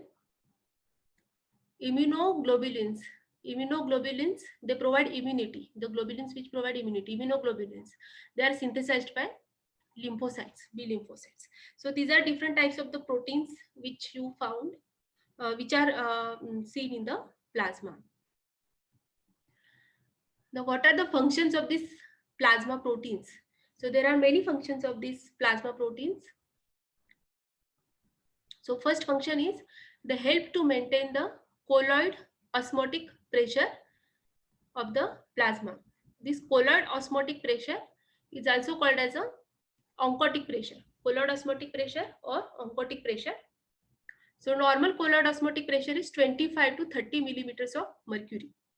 So these plasma proteins, they are responsible for this colloid osmotic pressure, which is 25 to 30 millimeters of mercury. And across the capillary wall, there occurs filtration as well as reabsorption. And this filtration and reabsorption, it is determined by different forces which operate across this capillary wall. Okay, one of these force is a colloid osmotic pressure. Another is a hydrostatic pressure. Hydrostatic pressure is determined by the blood pressure. Okay, so there is a balance between this hydrostatic pressure and colloidal osmotic pressure, which determine the transport of the fluid across the capillaries. That is the transport of the plasma from capillaries into the interstitial space. It is determined by different forces. These forces are hydrostatic pressure and colloid osmotic pressure. Now this hydrostatic pressure, it is trying to push the plasma out of the capillaries into the interstitial space, whereas this colloid osmotic pressure is trying to retain the plasma inside the capillaries. Okay, so these two forces, they operate in the opposite direction. Okay, so and it determines whether there occurs filtration or reabsorption of fluid into the capillaries. If the hydrostatic pressure is more, the fluid is filtered out of the capillaries, into the interstitial space. If the colloid osmotic pressure is more, the fluid is reabsorbed from the interstitial space into the capillaries. Okay, so these two forces which operate into opposite direction determine the filtration and reabsorption across the capillary wall. So the and this colloid osmotic pressure, it is determined by the plasma proteins. Okay, so if the plasma protein level decreases, that is protein level decreases into the plasma, decrease in the plasma protein level, the colloid osmotic pressure will also decrease. Okay, resulting into filtration of more fluid out of the capillaries into the interstitial space, and this fluid accumulates into the interstitial space, resulting into edema.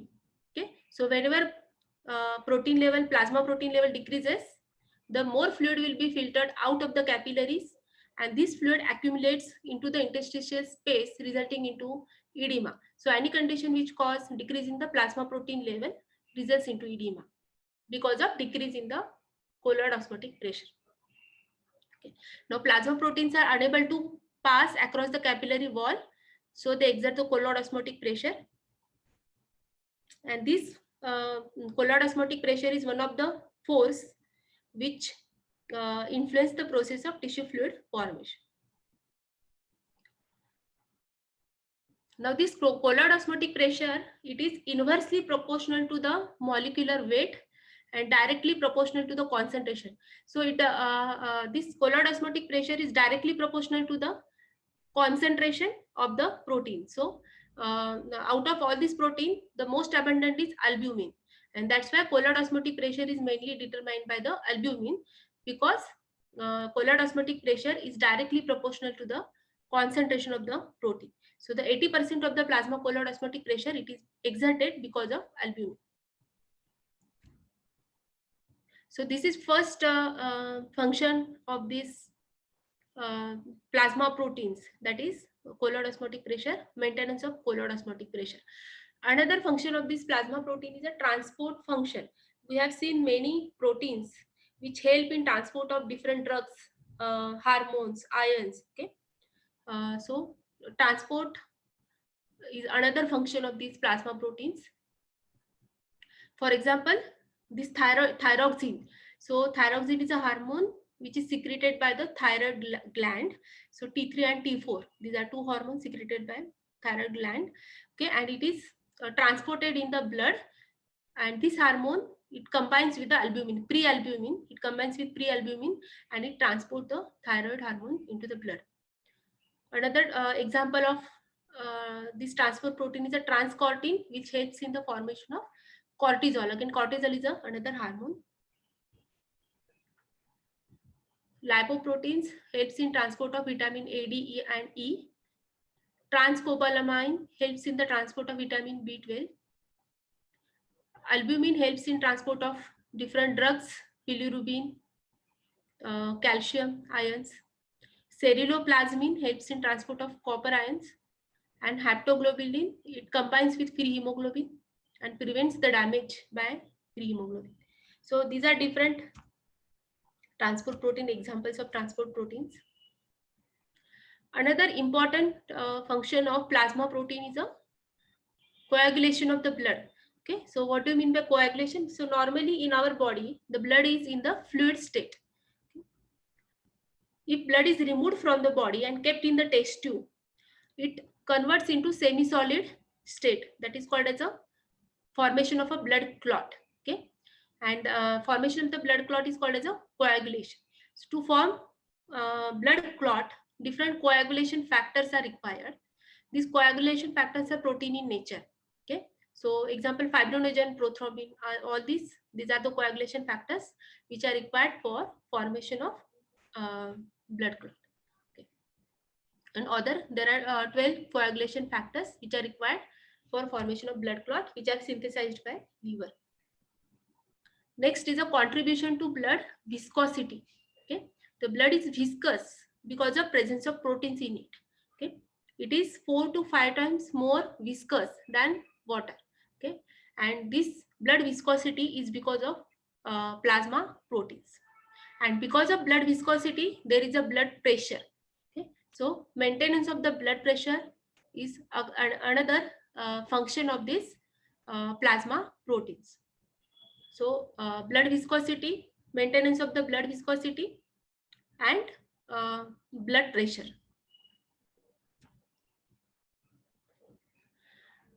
Now, role in the defense mechanism of the body or role in the immunity. That is another function of these proteins, mainly gamma globulins. So gamma globulins are antibodies. So there are different types of the antibodies which are seen in our plasma, which circulate in the plasma, which protects which take part in the immunity. So these antibodies, again, they are globulin, gamma globulin in nature, and they are secreted by lymphocytes. So lymphocyte is one of the white blood cell. This protein also helps to maintain the blood pH. So normal blood pH is 7.4, and they help to maintain the acid-base balance of the body. So these proteins, they are responsible for 15% of the buffering capacity of the blood. They can accept hydrogen ion or donate hydrogen ion depending upon the conditions, and in this way they help in maintenance of the blood pH or regulation of acid-base balance. Another function of the plasma protein is they help as a reserve protein. So these proteins, they bind with different drugs as well as hormones, and from these plasma proteins, these hormones or drugs, they can be released over a prolonged or a longer duration of a time. Okay, these plasma proteins also can be used by the cells during starvation. So these proteins also serve as a reserve proteins. Role in the suspension stability of blood. Okay, so in the blood, different cells, they are suspended. So RBCs, they remain uniformly suspended in the blood, mainly because of fibrinogen and globulin. Okay, if the fibrinogen or globulin level of the blood decreases, okay, these RBCs, they tend to pile over each other, which is called as a Rolio formation. So these proteins, they prevent this piling of the RBCs over one another, and thus they help in maintaining the suspension stability of blood. So that is another function of this plasma protein. So there are many important functions which are of plasma proteins. Now, what are variations in plasma protein concentration? So variations means physiological variations. Physiological variations means normally found variations. So these are normal. Pathological variations means the variations increase or decrease found in diseases. That is called as pathological variation. It is physiological variation. So physiologically, in infants, the plasma protein level is less, slightly less, because functions of the livers are not matured yet, and that's why plasma protein levels are slightly on lower side. In the older age also, albumin level decreases and globulin levels tend to rise as the age advances. Whereas in the pregnancy, the albumin and globulin levels decreases while fibrinogen level increases. So these are the different variations, normally found variations in the concentration of plasma proteins. Now, hypoproteinemia is a decrease in the plasma protein level. It's called as a hypoproteinemia. There are different causes of this hypoproteinemia. That is dietary deficiency of protein, malabsorption syndrome. That means diet has sufficient protein, but these are not absorbed properly from the intestine. Malabsorption syndrome.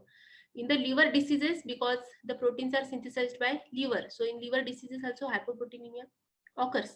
In the renal disease, for example, nephrotic syndrome. So normally what happens, the proteins are not filtered from the kidneys, and proteins doesn't appear normally in the urine normally.